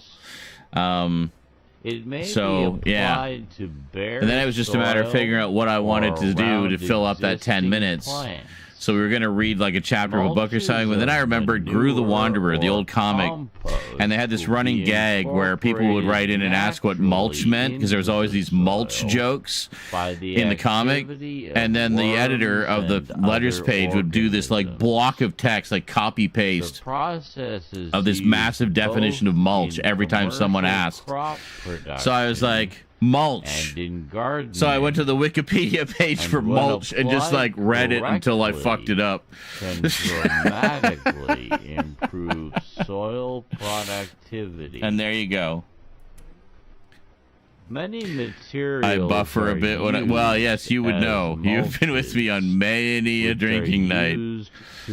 Oh man, our stick-am nights are the stuff of legends. Thank goodness not too many of them were recorded back then. Weed growth and for aesthetics. They are applied to the soil surface around trees, paths, flower beds, to prevent soil it's so fascinating. On slopes, I feel like I'm learning and so in much. Production areas for flower and vegetable crops. Mulch layers are normally 2 inches or 5.1 centimeters or more deep when applied. They are applied that's an old clip. Times of the year, yeah, I remember that one. The purpose. Towards the beginning of the growing season, mulches serve initially to warm the soil by helping it retain heat which is lost during the night. This allows early seeding and transplanting of certain crops and encourages faster growth. As the season progresses, mulch stabilizes the soil temperature and moisture and prevents the growing A 100,000 bits alert. Wow. Just boom, my rent in one sound alert. The effect of mulch is dependent upon the Yeah, I think time of year this is. they We were also wanted it to be applied, the most expensive and sound when alert possible, so I had to give people their money's worth, right? are used So to yeah, delay the growth so that's 100 bones every perennial time. plants, and in the spring, It's crazy. or prevent Only JL has been growth enough of a in madman to winter play it during like as warm many times spells, as he has, which limits and bless him for it. freeze-thaw damage. The effect of mulch upon soil moisture content is complex. You can't see what? Mulch forms a layer between the soil and the atmosphere, preventing sunlight from reaching the soil surface, thus reducing evaporation. However, mulch can also prevent water from reaching the soil by absorbing or blocking water. Hey, join the club. Rain. I am also stupid and exhausted. In order to maximize To go to bed, I have work in the benefits morning. of Oh. mulch while minimizing its negative influences. Well, where's it the is fun in that? often I'm gonna get up to applied all in the trouble. late Spring or early summer. You just don't want me to get into any trouble when you're not here to also be a part of that trouble. Risen sufficiently, but soil moisture content is still relatively high. I love your However, emotes. Very nice. Permanent mulch is also widely used and valued for its simplicity, as popularized by author Ruth Stout, who said, quote, "My way is simply My way or the highway." mulch of any vegetable matter that rots on both sides of my vegetable and flower garden all year long. That's not the point, regardless of how true they are. Thanks, I just made them the other day. Nice. Did you draw them? Is that your artwork? Because they look awesome. Mulch used in large-scale commercial production is laid down with a tractor-drawn or standalone layer of plastic mulch. This is usually part of a sophisticated mechanical process where raised beds are formed, plastic is rolled out on top, and seedlings are transplanted. Dude, we got up to like level 8. Drip irrigation is often required. We just annihilated the old record. Holy shit. Plastic. You're VTuber. Oh, right. I forgot you were doing VTubing now. That's awesome. Impermeable to water. Updated your hair on the actual tuber, but did the emotes first. That's cool. Materials used as mulch. Nice thing about being a VTuber is you don't even have to shower. Number of factors. See, I always have to try to look at least somewhat presentable when I stream, but you know. Appearance, the effect it has on the soil, including chemical reactions and pH. This goes on so long, I don't have any songs long enough. Combustibility. Oh, here. This will wake everybody up. Rate of decomposition, and how clean it is. Some can contain weed Want the most badass mulch ever. pathogens. A variety of materials are used as mulch, such as organic residues, grass clippings, leaves, hay, straw. That is true. Kitchen scraps, comfrey, shredded bark, whole bark. He could be naked and filthy, sawdust, and they would shell, never know. wood chips, shredded newspaper. Oh, last time you get so yeah, Nihilist went to Junta's Great Red Shark, Megan the Lesbian, Snapcraft, and J606RR. Some very old and some very new. Yes. No, that's awesome. I have to let Megan know. Depositing system, such as the mulch clippings of a mulching lawnmower or other Well, this is true. organic supplied as sheet compositing. Some of my fondest memories are of you being naked and filthy. Composting, not compositing. We're not talking about film production. We're talking about motherfucking mulch. God damn it.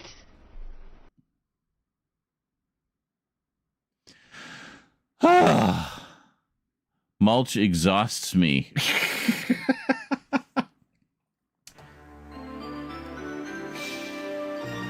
Dick. Yes. Did you notice I got the logo on there now?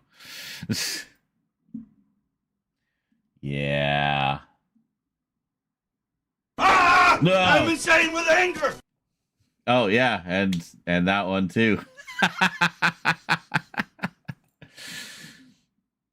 Yep. I think I'm gonna move that over actually. Where is it?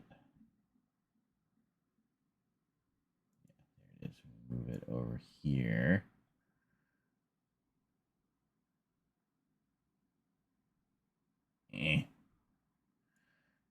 Make it a little bigger. There we go. It's always evolving. It's a work in progress. It's organic. I'm happy for you, Zia, and I'm happy to donate what I can to fuel more streams at MMC Vids. Hell yeah. Oh, you added animated GIFs to them. Yeah, I thought it was... Are they still catching up? There's that. Oh, those are ones that were still in the queue. Oh my god. That's hilarious. So just like queued everything. Yeah, I've been trying to add more like just goofy, fun stuff for everybody. Like starting with the soundboard, I basically spent like a few hours just adding GIFs to all of the sounds on the soundboard. And the next step will be to add some stuff for channel points, because I know everybody's got a surplus of channel points that they just have nothing to spend on. So I'm going to give you all kinds of fun stuff to spend the channel points on. Just slowly putting together a selection of stuff. But yeah, taking some inspiration from Cass on that, actually, because he's got a lot of stuff that people can use their channel points for. On his streams, and he told me about what plugins he uses to do that. So, yeah, so it should be some pretty fun stuff once I get all that figured out. But it's just all about finding time, because of course I'm still doing all the YouTube stuff, right? So I'm mainly doing, the priority is the YouTube stuff right now, trying to get that all fired up and you know, whatnot, and then in between that, when I feel like it, I work on more of the Twitch stuff in the background. So I'm working on the Twitch stuff in the background. It's all shut off right now. But when it's all ready to go, I'm going to turn it on. And you're going to see just a freaking ocean of stuff. So enjoy that whenever it happens. I'll let you know. Only I could cash in the channel points for real money. Oh, I know. Everybody would be so stinking rich if that was the case. In terms of channel points, I think a lot of you are like multi-millionaires by now. But, yes. Yeah, huge thanks, Nihilist. You've been really bringing it for a while now, and I really, like, big time appreciate that, dude. Thank you so much. You're definitely helping to keep the magic happening. I do plan to do some more Scary Games streams soon. As you guys know, I was kind of wanting to cancel my PlayStation Premium, so I thought we'd play some of the games that I've got through that before they are gone. So, should probably get on that fairly soon. Which ones do I have? Well, at the very least, we want to finish Callisto Protocol. So there's that. We'll probably do that one first, I think, just to get that one finished and crossed off the list. And then we've also got Silent Hill 2 and Still Wakes the Deep. What the hell else? Those are the top 3. that are on PlayStation. And then we'll see what else there is. But yeah, should be fun. Should be fun.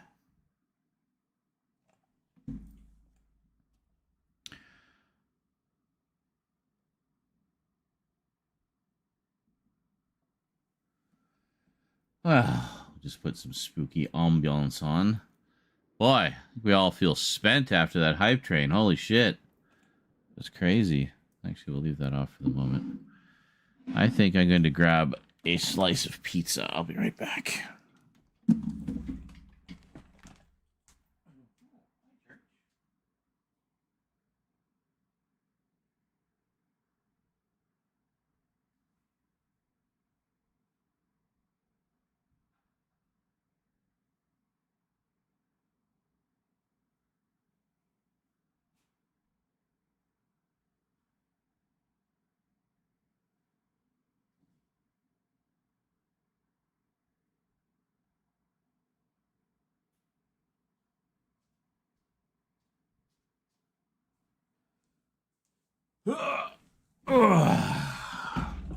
The sun just going down? Jeez, man.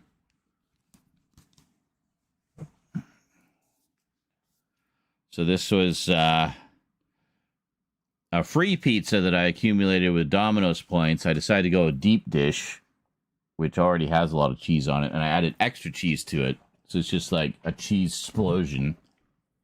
And then well done. And pepperoni mushroom. Yeah.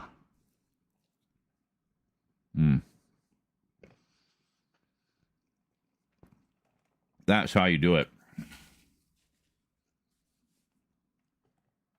I find with Domino's, at least here in Canada, you basically need to get extra cheese because the default cheese is just not enough. I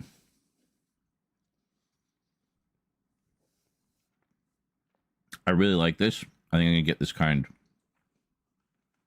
again.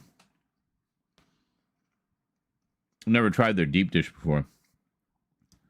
It's very good. Cheese goes right to the edge.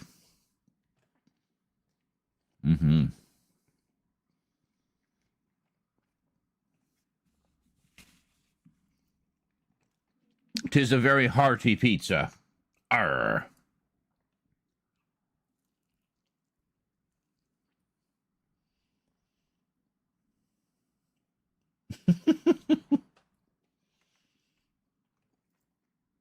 A filthy and naked channel point redeem. Thanks for the soundbite. Anytime. Hello, Poppet. You had that one forever. What's funny is I did the impression so perfectly. I didn't even realize you were using the clip of me that whole time. I thought it was the clip from the movie.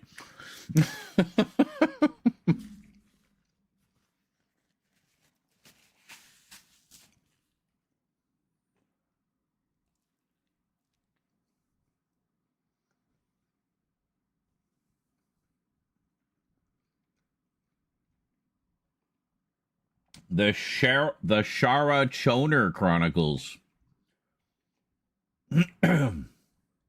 Junker says deep dish is generally my pizza of choice. Yeah. I don't think I've ever had it before. At least not that I remember. It's really fucking good. I'm loving it.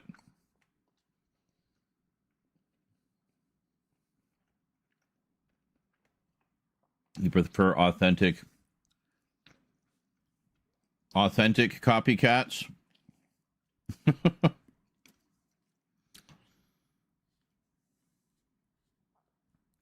I never understood what your attraction was to that character. He's just so unpleasant. But hey, the amazing power of an accent, eh?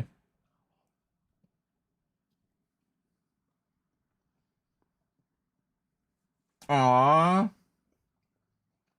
My God, that's literally 20 years ago, isn't it? Holy fucking shit. Well, You haven't aged a day, and I'm not just saying that to butter you up. Found my folder from 20 years ago of all my everything Zen signs y'all did for me back in the day. Oh, man. Made me so happy. I bet. Is that why you contacted me out of the blue after like a dog's age? It's like, wait a minute. That Sean guy, I remember him.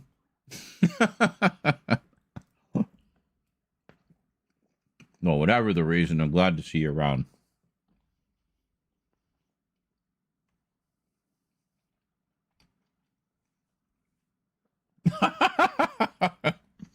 The secret is I keep my wrinkles filled with fat. Natural moisturizer. Just grease. Facial grease. That's why I say I never moisturize, because I have greasy skin. So it's like, I'm already moist. How much more moist do I need to be?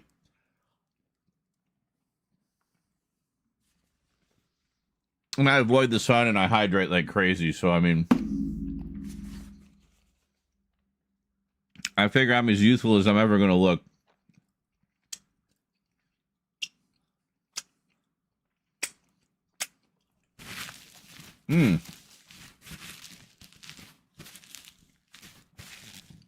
Elgato Wave 3.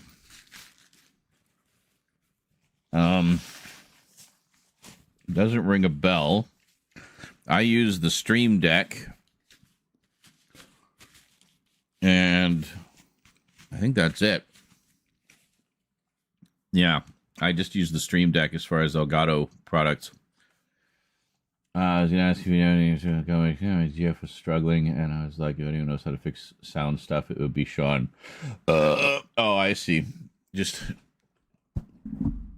as much as I keep trying to get away from tech support, people keep contacting me for tech support. I see how it is. People are saying Ned will become the Hobgoblin. I do not like that. Why?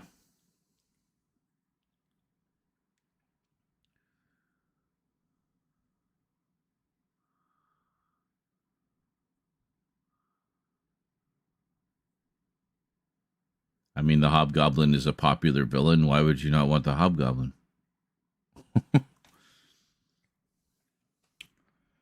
I don't remember. Ned did become a baddie in the comics. I don't remember specifically if it was Hobgoblin or something else.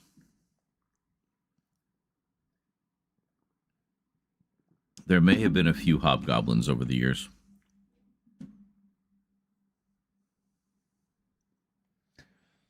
Yeah, but you know I always make it worth your own. Wow. This is true. You know I can't resist you, my purple queen. I'm potty in your hands. It's actually a misconception that Ned Leeds is Hobgoblin. He was set up! Oh. Maybe they're going to do that storyline then. Where everybody thinks he's the Hobgoblin, but he isn't.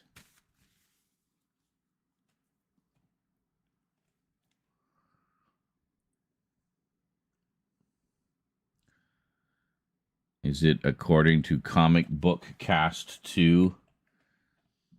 Ned becoming evil is just sad for his friendship. Well, yeah, but it's called a story, JL. You need to have conflict in a story or it's boring. Can't just be 2 hours of Peter and Ned being besties. There needs to be conflict. There needs to be drama. There needs to be things for the heroes to overcome.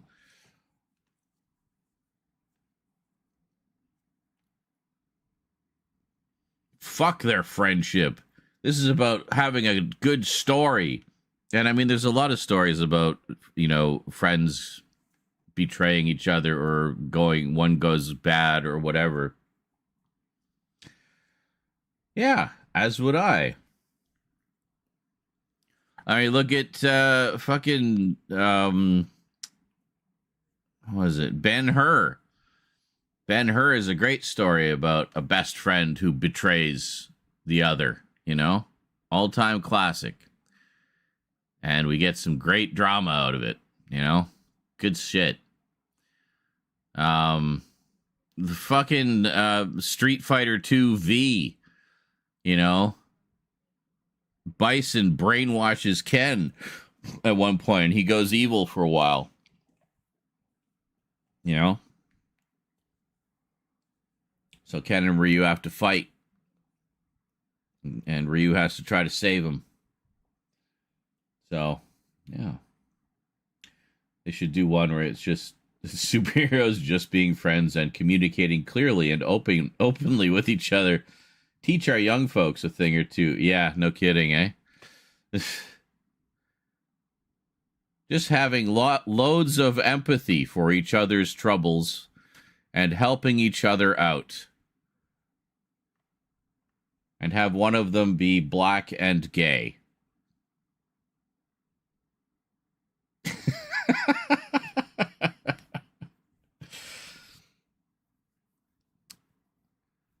Because, you know, we need to teach the young folks. Well, I don't know, we need to teach the young folks. We need to teach the old folks to just shut the fuck up and let people live their lives. So, yeah. All that happiness makes my balls and ass hurt. G friendship is the real superpower. That's right. If my friend isn't black and gay, I don't want one. Exactly. Exactly.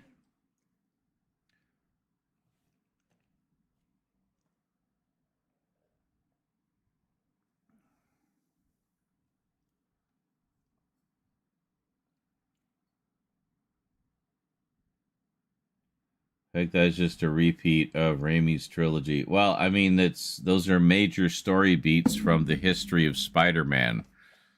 And let's be honest here, Raimi's trilogy was 20 fucking years ago. I think it's okay to revisit some of the same themes by now. You know? I mean, you can do it in a different way. So, you know, just because they did it once doesn't mean they can't do it again. Look how many freaking times they did the Dark Phoenix saga and managed to screw it up every time. Except the cartoon. The cartoon got it right. Because they just did it like the comic. Didn't fuck around with it. But, yeah. It's fine. It's fine. Doesn't matter. Who cares? If it's a good Spider-Man movie, that's all that matters. You know? They can do whatever the hell they want. I'm just glad, like, from what I've seen, I think I did watch the trailer now that I think about it. You asked me earlier. From what I've seen, it just looks like a good old-fashioned, more kind of urban-level Spider-Man story, which is something I feel the previous three were really lacking. They just seem to get bigger and bigger and bigger and more on a cosmic scale and multiversal scale, and just everything was this huge scale. It's like, can we just get down to friendly neighborhood Spider-Man? Just swinging around the streets of New York, saving grannies and rescuing kids' balloons and shit? You know? Yeah, Hobgoblin would be smart because they're not going to be redundant to introduce a new Norman as much as people bitch about it. So a similar but different character for the iconography can work. Yeah, exactly. Doesn't have to be identical. Doesn't have to be exactly the same. Just, you know, hit the right beats. You know? Can I... There.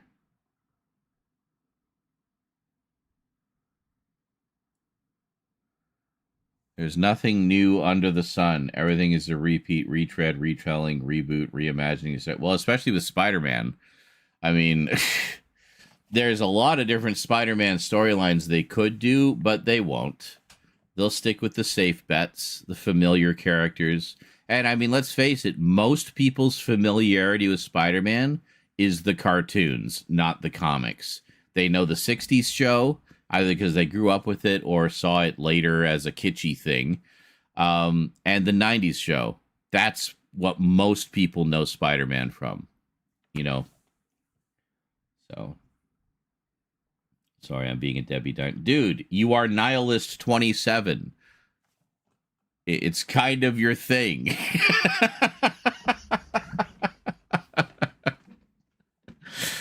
You are simply coming by your name honestly. If he's not antagonizing J. Jonah Jameson, I don't want it. Exactly. And J. Jonah Jameson better be demanding pictures of Spider-Man once every 5 minutes minimum. You know. I like that one, the meme of like the girl texting the guy, and it's like the top panel is her texting him laying in bed and says, "Did you get my nudes?" And then the bottom panel, they swapped it out for J. Jonah Jameson, and he's like, "I wanted pictures of Spider-Man." I died when I first saw that one. So I'm a zombie now. Self-fulfilling prophecy, yes. I just love that J.K. Simmons has basically just become J. Jonah Jameson in every Spider-Man universe. He just is Jonah. And to be fair, from the moment he appeared on screen in the first Sam Raimi movie, it's like, oh my God, he is J. Jonah Jameson personified. He was so good in those. The 27th Nihilist, yes. 26 Nihilists have come before me, taught me their ways. I say that because people don't want to accept that the villains we saw in No Way Home were their vision for them. They brought back the previous actors to pay homage to them so they can go in new directions. Correct. It wasn't about bringing them back over and over and over and over and over again. It was just, you know, a one-off thing, a big, huge nostalgia kick. And stuff like that. Did you know J.K. Simmons before that? Not personally. Oh, like was I familiar with his work? No, I was not. I understand that drumming instructor movie is really good. Was it Whiplash? Or was that the roller skating movie? God, I'm just getting everything mixed up today. I'm tired. My brain is mush right now. John Watts wanted to use Kraven in No Way Home, but Sony were already planning his solo movie. It was Whiplash. Okay, yeah. Well, what the hell was the roller skating movie? There's a roller skating movie that has a similar title.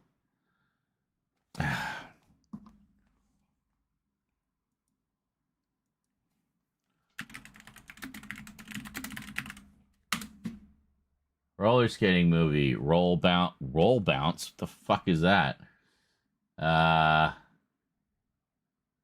Rollerball. Whip It. I think Whip It was the one. It's not Whiplash, it's Whip It.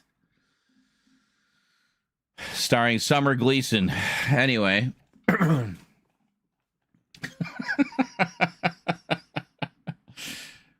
Rollout. Yeah, no, it was one that was similar to Whiplash. Yeah, that drumming instructor movie.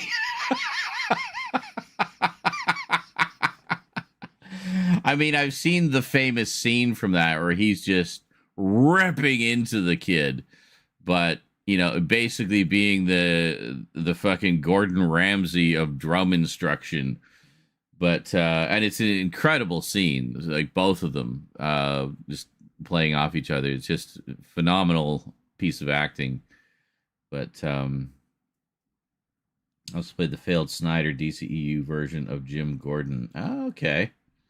I have no recollection of that. I've seen Batman v Superman once. Oh, that's a good point. Yeah, he used to be Drum Chick Michelle. No, something.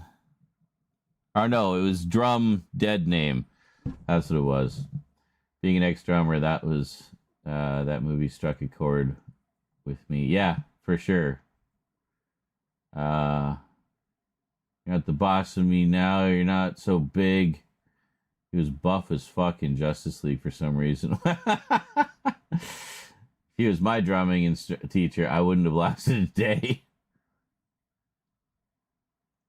Was he in Law and Order? I didn't really watch Law and Order very much, so I'm not overly familiar with it. I mean, I mainly remember the.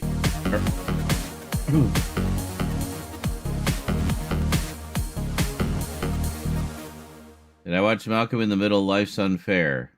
Is that the new one? No, I have not. Still unfair.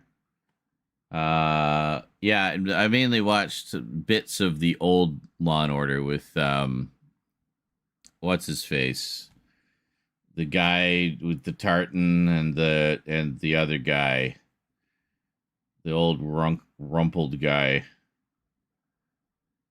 Fuck, what would my brain is just like fried tonight, and I haven't had any weed either. It's just my brain is fried tonight. I think just from fatigue. The oh my god, Jeffrey something. He was in Galaxy Rangers. He played Zachary Fox.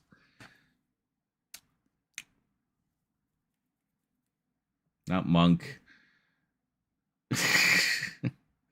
Although I do want to see that. Tony Shalhoub. Yeah, he's great. I remember Tony Shalhoub. Why can't I remember Jerry Orbach? Jerry Orbach. That's who it was. All right. I got it. Jerry Orbach and the other guy. I saw I think it was the episode where the other guy like shot some guy and he was like, this is what it means. This is what being a cop's all about.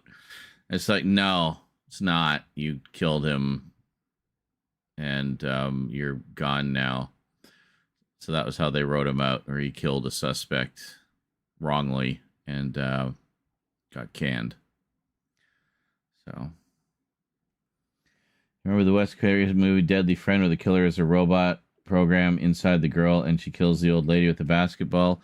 Well, I know the movie you're talking about, but I have not seen. I actually just picked up the Blu-ray recently and haven't watched it. So thanks for spoiling that part for me.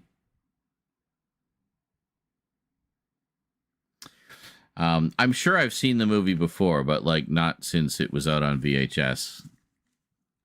Funny enough, I was just thinking about that movie today because Umbrella Entertainment put out a nice big 4K set of it, which I'm probably not going to upgrade to right away because, well, I haven't even watched the Blu-ray yet.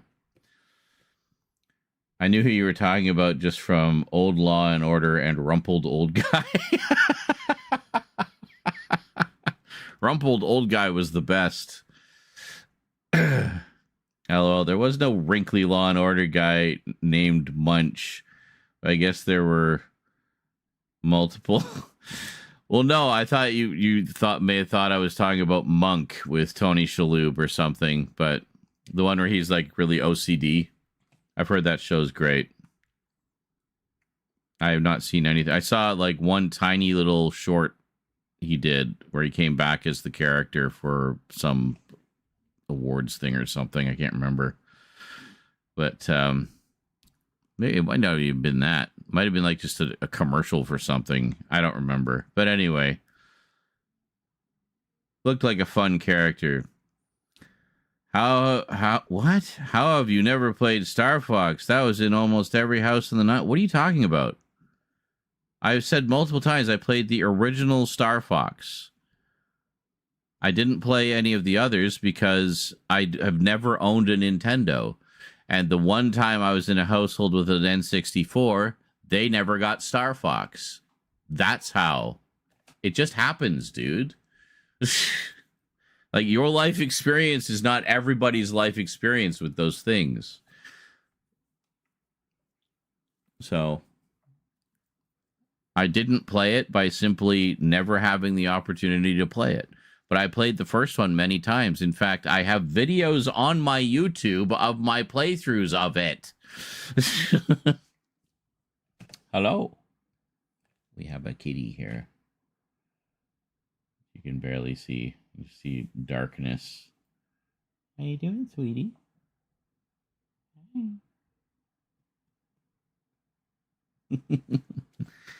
They miss Mummy when they're away.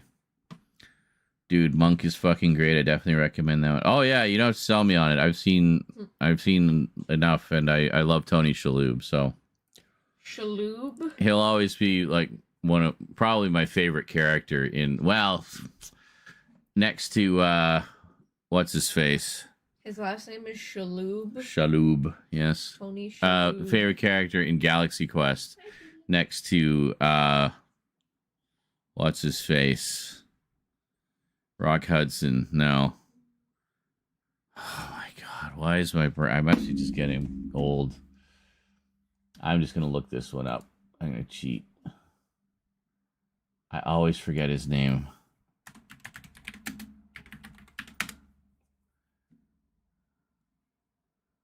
Galaxy Quest. He starred in Moon. Sam Rockwell. Why do I always forget his name? And I love him too. He's so great. Yeah. Thank you. Munch. Oh, Munch is the character that's tied to the whole every TV show is the dream of a young hospital patient insane elsewhere theory, right? I fucking love Sam Rockwell. Yeah, Sam Rockwell's That's great. just another reason for you to watch Mr. Right with me. He plays Mr. Right. Oh, really? Yeah. Oh, I'll have to check that out. He's like an assassin. It's fucking awesome. He's a funny, goofy, like kind of psychotic assassin who like really likes this chick. Okay. Yeah. I love Monk and Psych. Yeah, that was another one. Holy shit, this is quite the loaded cast. Oh, yeah. Tim Allen, Alan Rickman, Sam Rockwell, Sigourney Weaver. Yeah. Justin Long, one of his early roles. Yeah. Oh, go down. I've seen him and stuff. Sam Lloyd. Okay, yeah, yeah. But, yeah, this is Galaxy Quest. Oh, it's Galaxy Quest? Yeah, which you saw when you were little, but I'm sure you don't remember at all. Let me look it up. We should definitely watch it. I've been due for a rewatch for ages. It's freaking hilarious. I went to see it with one of my step uncles, and yes, we just I do not remember this movie. Yeah. It's like one of the greatest Star Trek movies that isn't a Star Trek movie. Oh, is he in Jojo Rabbit? I didn't know that. I haven't seen that one. Monk was on Marathon on the USA Network channel. Same with Law and Order SVU. Oh, that's cool.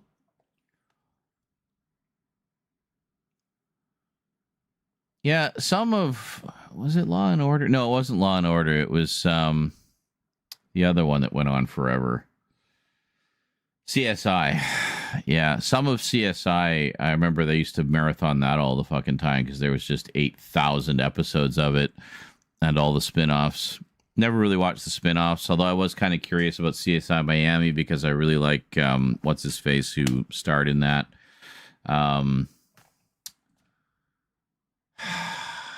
David Caruso, because I remember him from the first season of NYPD Blue, where he was terrific in that. And then he left NYPD Blue to go off and be a movie star, starred in a bunch of movies that bombed, and then came back to TV for a TV show that he co-produced with his wife, where he played like a lawyer or something, and that was moderately successful. And then he got CSI Miami, which put him back on the map.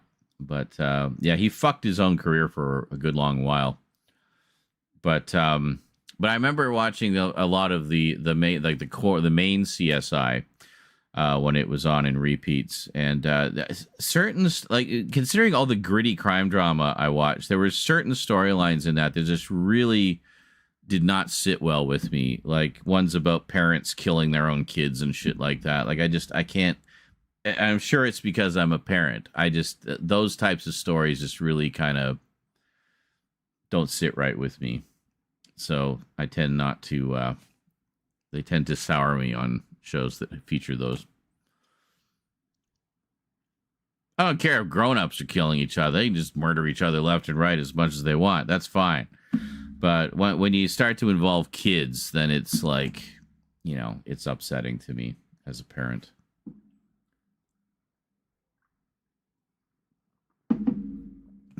CSI forensic scientists that carried guns and made arrests. Love that show. Mm-hmm. I liked a lot of like the procedural stuff that they did. That was fun. That was interesting. But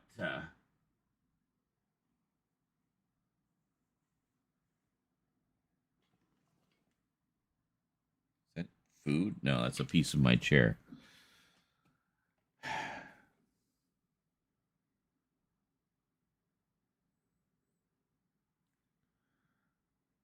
Depending on the year, they may have been inspired by the Casey Anthony case.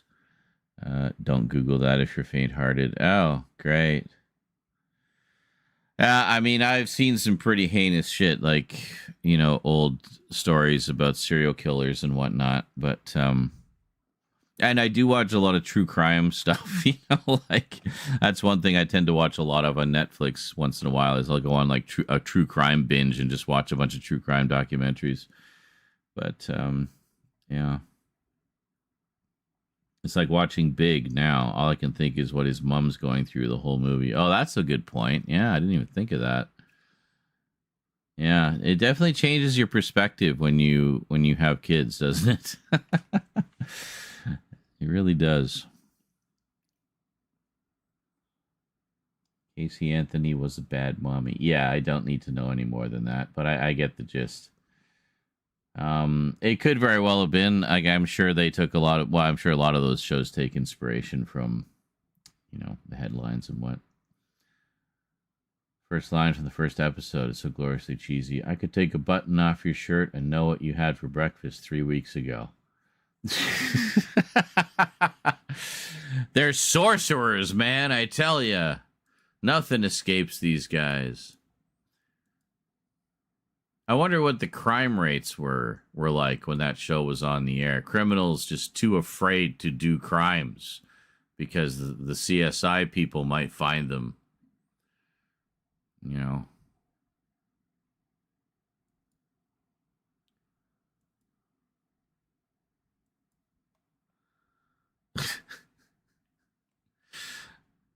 I could take a button off your shirt and know what you had for breakfast 3 weeks ago. Amazing. Magical. Modern day wizards of crime detection and solving.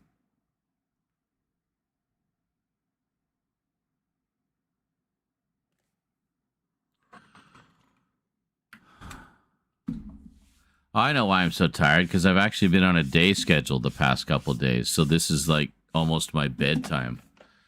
That's okay.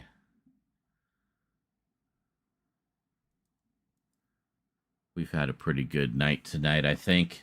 Didn't get much done filming wise, but holy shit. Definitely made up for some lost time with the with all the hype train action and stuff. Crazy.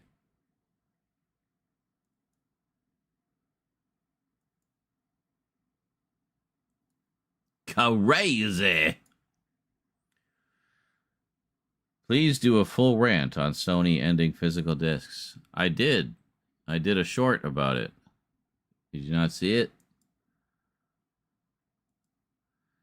I might do a video expanding a little bit on the subject because there's more that's happened since then. And it's not just about physical discs. It's about the video game industry in general. It honestly feels like we're heading for another crash, like Video Game Crash 2.0. But lawyers hated CSI because it had what they called the CSI effect, where people thought forensics was more akin to magic and made it harder to convince juries. Oh, great. That's annoying. It's kind of the reverse effect. I have not repaired WandaVision yet.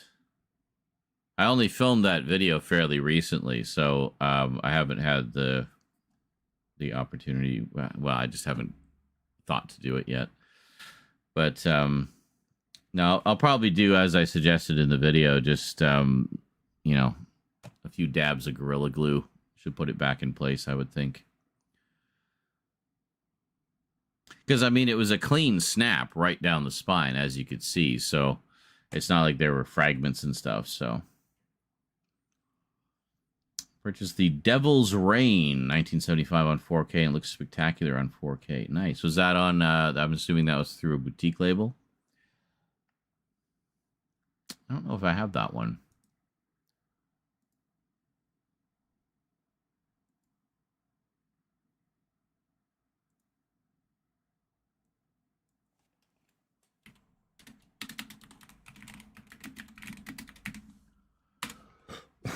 Excuse me. Oh, from Severin. Yeah, I just ordered. Did I get that one? It does look familiar. I know I've seen it around. Hold on a second.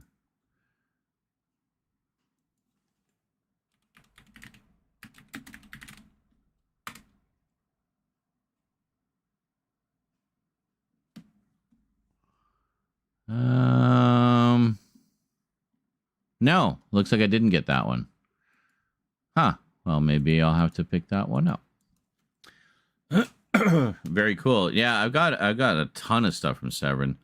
I just actually ordered a couple of things from them. A couple of their I was mentioning Caligula earlier. There's a couple of other Caligula movies that came out to kind of cash in on that one. There's Caligula and Messalina and Caligula, The Untold Story, both of which Severin put out. One is by Joe D'Amato, the other is by Bruno Mattei, like two of the biggest sleazemeisters ever. So that's pretty cool. I thought it would make a fun companion piece to Caligula. Do I have a watch this? Not really. Yeah, it's more just whatever I feel like on any given moment. Yeah. I'm very ADHD. I can't really stick to a list like that. So I'll have like a few things on hand. Like I have a watch pile, or in this case, a watch folder where I'll rip a bunch of discs, and then because I like to put things on while I'm doing other things, so it's just more convenient for me to watch them on the computer. So I'll rip whatever I feel like watching at that time, and you know, as I watch them, I just delete them, and then I rip more stuff after that to kind of cycle through everything. So, yeah, it's really just kind of wherever my mood is at the time. Like, sometimes I'll just be in a big sitcom mood, so I'll watch a whole bunch of British comedies or something. Lately, I've been in a mystery mood, so I've been watching a lot of the, you know, the hard-hitting crime drama type stuff. And, yeah. And that's that. But I'm trying to watch a lot of the non-horror stuff right now, so that when it gets around to, you know, later summer, early fall, I can jump more heavily into the horror collection and just kind of go nuts. Hey, Doodly conductivity, conduit,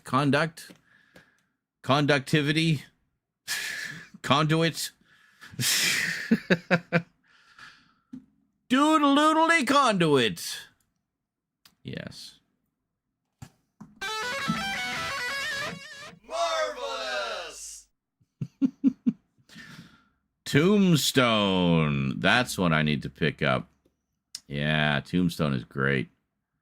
I did watch that documentary that Val Kilmer did shortly before he passed away, though. Narrated by his son, who sounds almost exactly like him. It's kind of uncanny.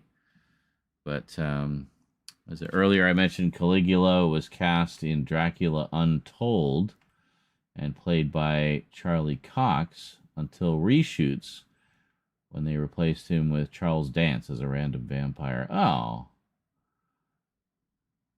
That'd be interesting. Charlie Cox as Caligula. So I'm guessing like Dracula throughout history. But,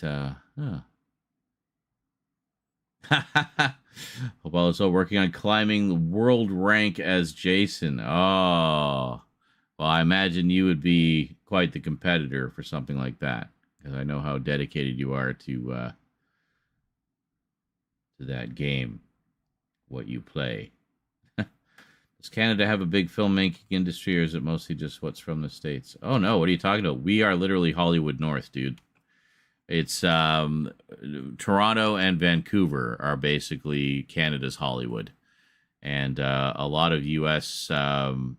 productions will come up and film here because it's cheaper, and we have studio facilities and effects houses and whatnot. But there's a lot of Canadian stuff as well that's made here. But bear in mind, like, while we do have a considerably larger landmass than the U.S., we don't have as high a population. So there's just not as many people in the industry here. So we do get a lot of, a lot of business from down south. in particular coming up from California. But but there's also a lot of homegrown stuff here that's just filmed here, you know. The William Hartnell Doctor Who on Blu-ray. It shouldn't be out of print. There's only one season that they put out so far from William Hartnell, the second season. But you should still be able to get it. I know that on Amazon UK, the standard edition is still available. The limited edition is out of print and maybe a little harder to find, especially being the only 60s season available so far. The US version should still be available.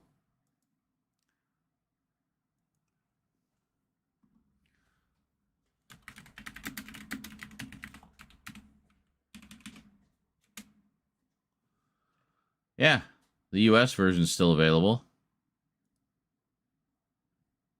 And cheap. $50 Canadian. That is a 9-disc set. What's going on?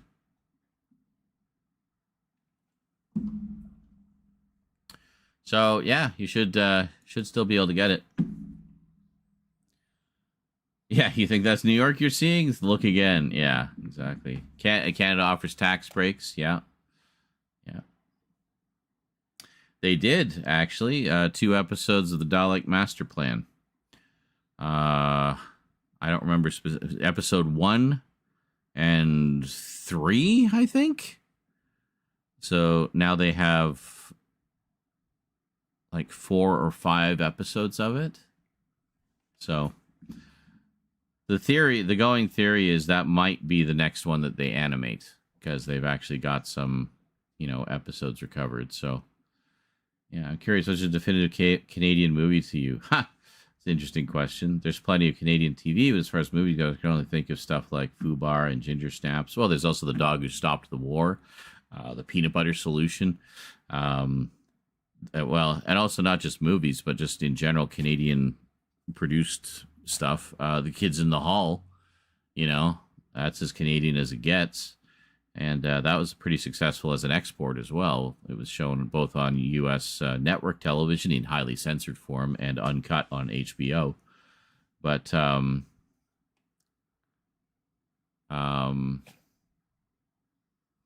it's interesting. Oh, My Bloody Valentine. That was a Canadian one. Very Canadian. All Canadian cast, shot in Canada. Fucking great. I still need to see the remake of that. Love the original, though. But yeah, there's a shit ton of Canadian TV, that's for sure. Like, not just like comedy stuff, but also like a lot was filmed up here. I remember War of the Worlds, the 80s series of War of the Worlds was filmed up here in Toronto. And a lot of the locations I recognized because I lived in Toronto at the time. But used to watch O Canada. I don't know what that one is, funny enough. Other than our national anthem. But, yeah, Ginger Snaps. Well, there's also another one recently you may have heard of. Nirvana, the band, the show, the movie. Yeah, Nirvana, the band, the show was, was originally, I think, like a web series or something, and then became a regular series. And it's made by a couple of Canadian guys. Oh, another good one. Todd and the Book of Pure Evil. That's a Canadian one. Fucking great, too. Highly recommend that one. Yeah. Yeah, there's a lot of good stuff. There's a lot of good stuff. If you want to take a look, actually, if you go to Vinegar Syndrome.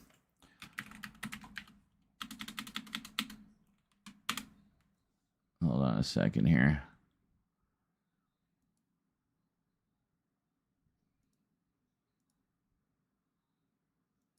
Come on. Oh my God. Yes, it's me. Oh my God. Like, how many fucking times do I have to confirm? Hold on a second.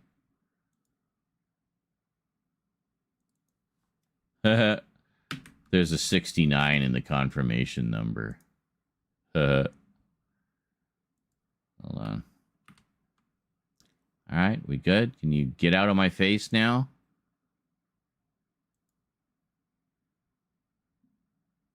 Thank you. All right. So here, what we'll do is go to Vinegar Syndrome, because one of the partner labels for Vinegar Syndrome is Canadian International Pictures, which is all Canadian films. Fuck's sake! Hey, that Star Wars kid documentary was a Canadian documentary because he was actually from Montreal. There you go. So here's a whole bunch of Canadian ones. Keanu and Company. Cannibal Girls. Cannibal Girls is so good. It's an early one with a pre-SCTV Eugene Levy and Andrea Martin, and it's freaking hilarious. This is a re-release with a new slipcover. I have the original slipcover, which was this one here. So there you can see. That's them. Very funny movie. Great send-up of sort of, the backwoods cannibal family horror type stuff. And you get to see Eugene looking his most 70s porn stashy. And Andrea Martin just looking adorable. Yeah, anyway, very funny. Great horror parody. Definitely recommend that one. And yeah, there's a lot of horror ones. Oh yeah, The Great Land of Small. Dog Who Stopped the War, one of my all-time favorites. Love that movie so much. Childhood favorite. The Christmas Martian. Oh, a big documentary about Bret Hart. Yeah. Amityville Curse. That's the one that's been missing forever. They finally put it out. I gather it was done up here. Buster Keaton Rides Again. This is a great one. And, yeah, I did not get the slipcover. But, yeah, one of Buster Keaton's last films was done up here in Canada. And, yeah, so there's a few good ones here. Definitely worth checking out. By the way, anyone who likes Faces of Death, they got the second one. Oh, it's sold out. Never mind. Really glad I pre-ordered that. I did not want to miss it. I also pre-ordered this one, I'm Gonna Get You, Sucka, which is one of the all-time greatest blaxploitation parody movies ever. So funny. Early Wayans Brothers production. Brilliant and hilarious. So, hey, Remote Tripod. That Bret Hart documentary, Wrestling with Shadows. I used to have that on VHS. Oh, there you go. Shivers. Oh, yeah. Pretty much anything by David Cronenberg is Canadian. Yeah. Videodrome. Fucking Scanners. Shivers. Yeah. All great stuff. Basically the godfather of body horror. Black Christmas. Yeah, Black Christmas is a good one. I just watched that one fairly recently for the first time. Do you guys get a kick out of the Canadians on Southern? Oh, yeah, absolutely. They're hilarious. Terrence and Phillip. I can laugh at some American Canadian. I can laugh at some American comedies poking fun, but it has to be accurate to real life. Fair enough. Kenny versus Spenny. Yes. Oh, my God. That show was so funny. Just absolutely nuts. My favorite episode of that was they were trying to out-fart each other. So it was just nothing but farts through the whole episode.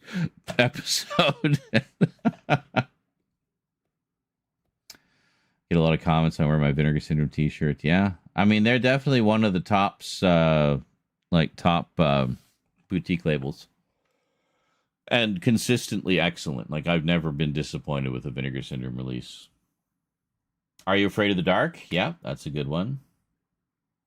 Hey, buddy. Hey, pal. Hey, guy. Hey, dude. Your name is used to describe an entire subgenre. You know you made it.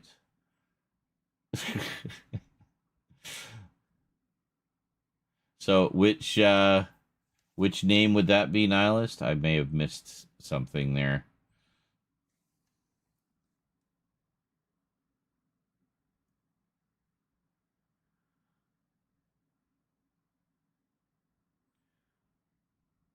Speaking of wrestling, earlier WWE just uploaded the AWA documentary 2006 on the Vault channel. That's cool. I don't know what that is. I don't really follow wrestling, as I think you know, but that's cool. I like when they put out the archival stuff, you know, because there's certainly a lot of it.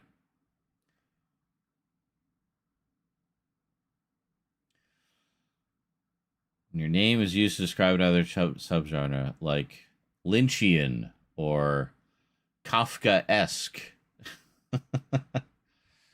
Yes. Oh, Cronenberg. Yes. Oh, God. Yeah, like in Rick and Morty.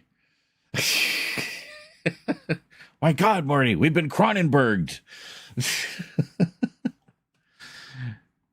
And they became known as the Cronenberg, like, it was the Cronenberg dimension where everybody got Cronenberged.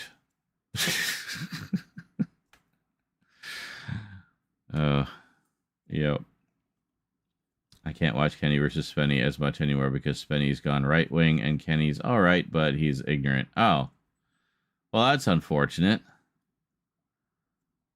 Have you seen Blackula? Yes, I saw both of them. I have a double feature set of those. Yeah, I thought Blackula was great with what's his face, the king of cartoons, as Blackula, and Dracula in that, the one who curses him, is just kind of a dick. But that was, you know, I expected that one to lean harder into the sort of blaxploitation stuff, but it's actually just a really good vampire movie with some 70s isms in it, you know. But yeah, I thought it was great. The sequel's pretty good too. They're both fun. I've seen the Aquabats Super Show. No, I don't think so. Great kids show from the mid 2010s. Owes a lot to the old Batman 60s. So that's cool. Since they uploaded WWE 24/7 classics on demand, masters of content were WWF references were muted. Ugh. Yeah.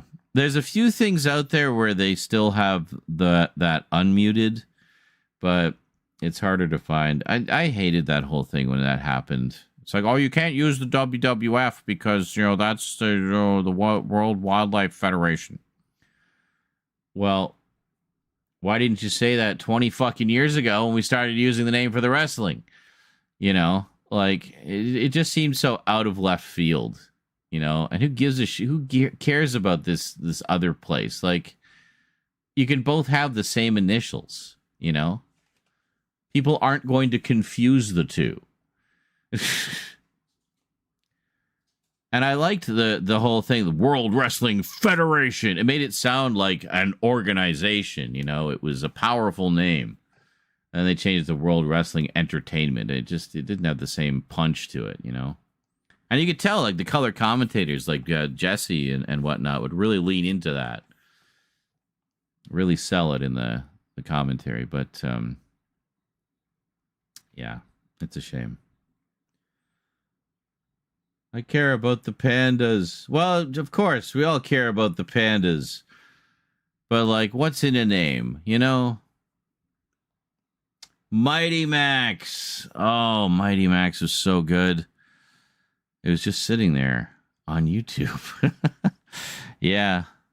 I have a few episodes of that I recorded back in the day. I need to properly capture them because I'm sure they're better quality than the ones floating around out there. But,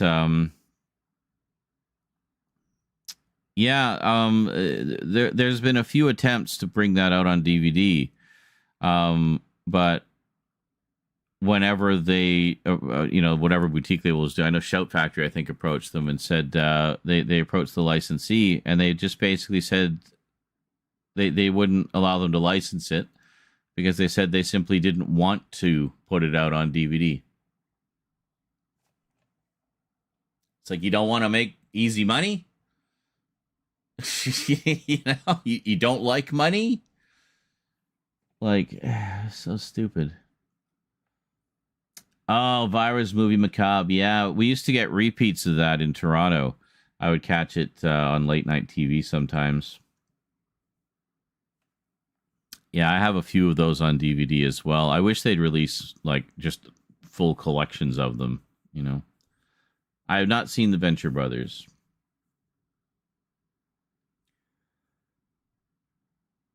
Dude, I have done videos about Erie, Indiana. Hold on. There's an easy way to find out if I've heard of something. No, wait a minute. My channel. All right. So you go to my YouTube channel. You go to videos. Search.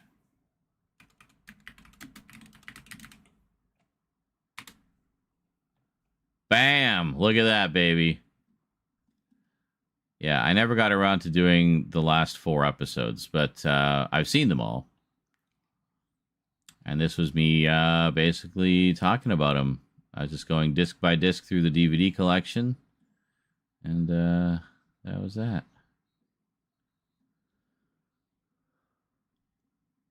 I don't know why all these are coming up under Erie, Indiana. But anyway, yes.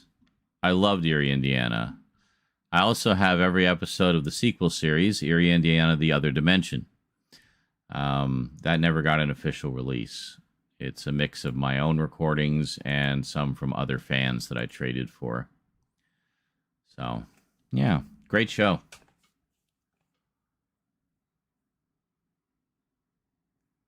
Saturday Night Main Event. Yeah, see, I used to watch some of that, the old ones from the 80s. The Obsession theme dubbed over it, really? I hate that shit. Like, what does it take to just get things as they were, you know? I mean, I get it. A lot of times it's like some stupid rights issue and it's too much to relicense or whatever. But I think nowadays, you know, when they license things for the wrestling and whatnot, they try to cover as many different forms of media as possible so they don't have to relicense it later, you know? But back in the 80s, you know, home video hadn't really happened yet and stuff. So it was harder to get that sort of blanket license because it just didn't exist yet. Like watching go viral on NBC during Halloween when I was a kid. Yeah, you can find a lot of those old shows on archive.org, by the way. Like the old, you can find some old movie macabre on archive.org, like a lot that aren't on the DVDs. But you can also find a lot of the Halloween specials that she did. Like when she would host like the Universal Monsters, the Halloween Horror Nights or whatever, and stuff like that. You can find a bunch of those on archive.org. You missed Joe Bob Briggs Drive-In on TNT. Well, he still does it on Shudder, although I think he's retiring finally. I say that finally, God. I mean, it's, you know, very sad, obviously, but, you know, he's had a good run. He's had a great run with that. If you haven't heard of Cobweb from 2023 starring Homelander and Lizzie Kaplan, I highly recommend it because the writer is working on the new Blair Witch film coming next year. Oh, very cool. That reminds me, I need to watch the last season of The Boys. Yeah, I love The Boys. Thanks for reminding me. Now, current WWE premium live event on at ESPN. That's very cool. Oh, I am fading fast here, folks. Fading fast, folks. I think I'm going to call it a night here. But this was fun. There should be, yeah, there's another video going up at midnight. It is a rather fun package opening, which was originally going to go up after the biggest horror update ever. But of course, since we haven't posted that yet, I had to cleverly censor all my mentions of it and things I got that I show in it in this particular video. So enjoy the playful censorship and the package opening. And then there's another one tomorrow. Tomorrow being Saturday. Well, tomorrow's Friday, but you know what I mean? Like the next day, there's another one. And I don't have anything scheduled beyond that yet. But yeah, we'll see. Anyway, so the plan is I'm going to try... what I'd like to do is get into the routine of kind of doing editing during the day and then coming on during the evening, like not necessarily the dead of night, but the evening, and the sun starts to go down, and then do some filming and or some gaming and stuff like that, and not just kind of disappear into my cave forever and occasionally pop my head out and hiss at the sun and then go back inside. So I am going to head off, folks. Had a wonderful time tonight, though. Holy shit, what a great night. It's like the most epic stream we've had in a while. I didn't even have to get out of my chair. How cool is that? Whoa. The hell was that?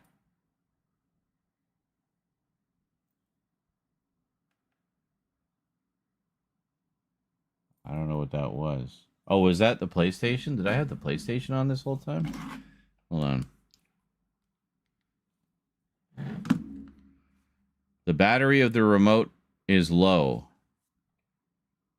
Of this remote? Of this remote.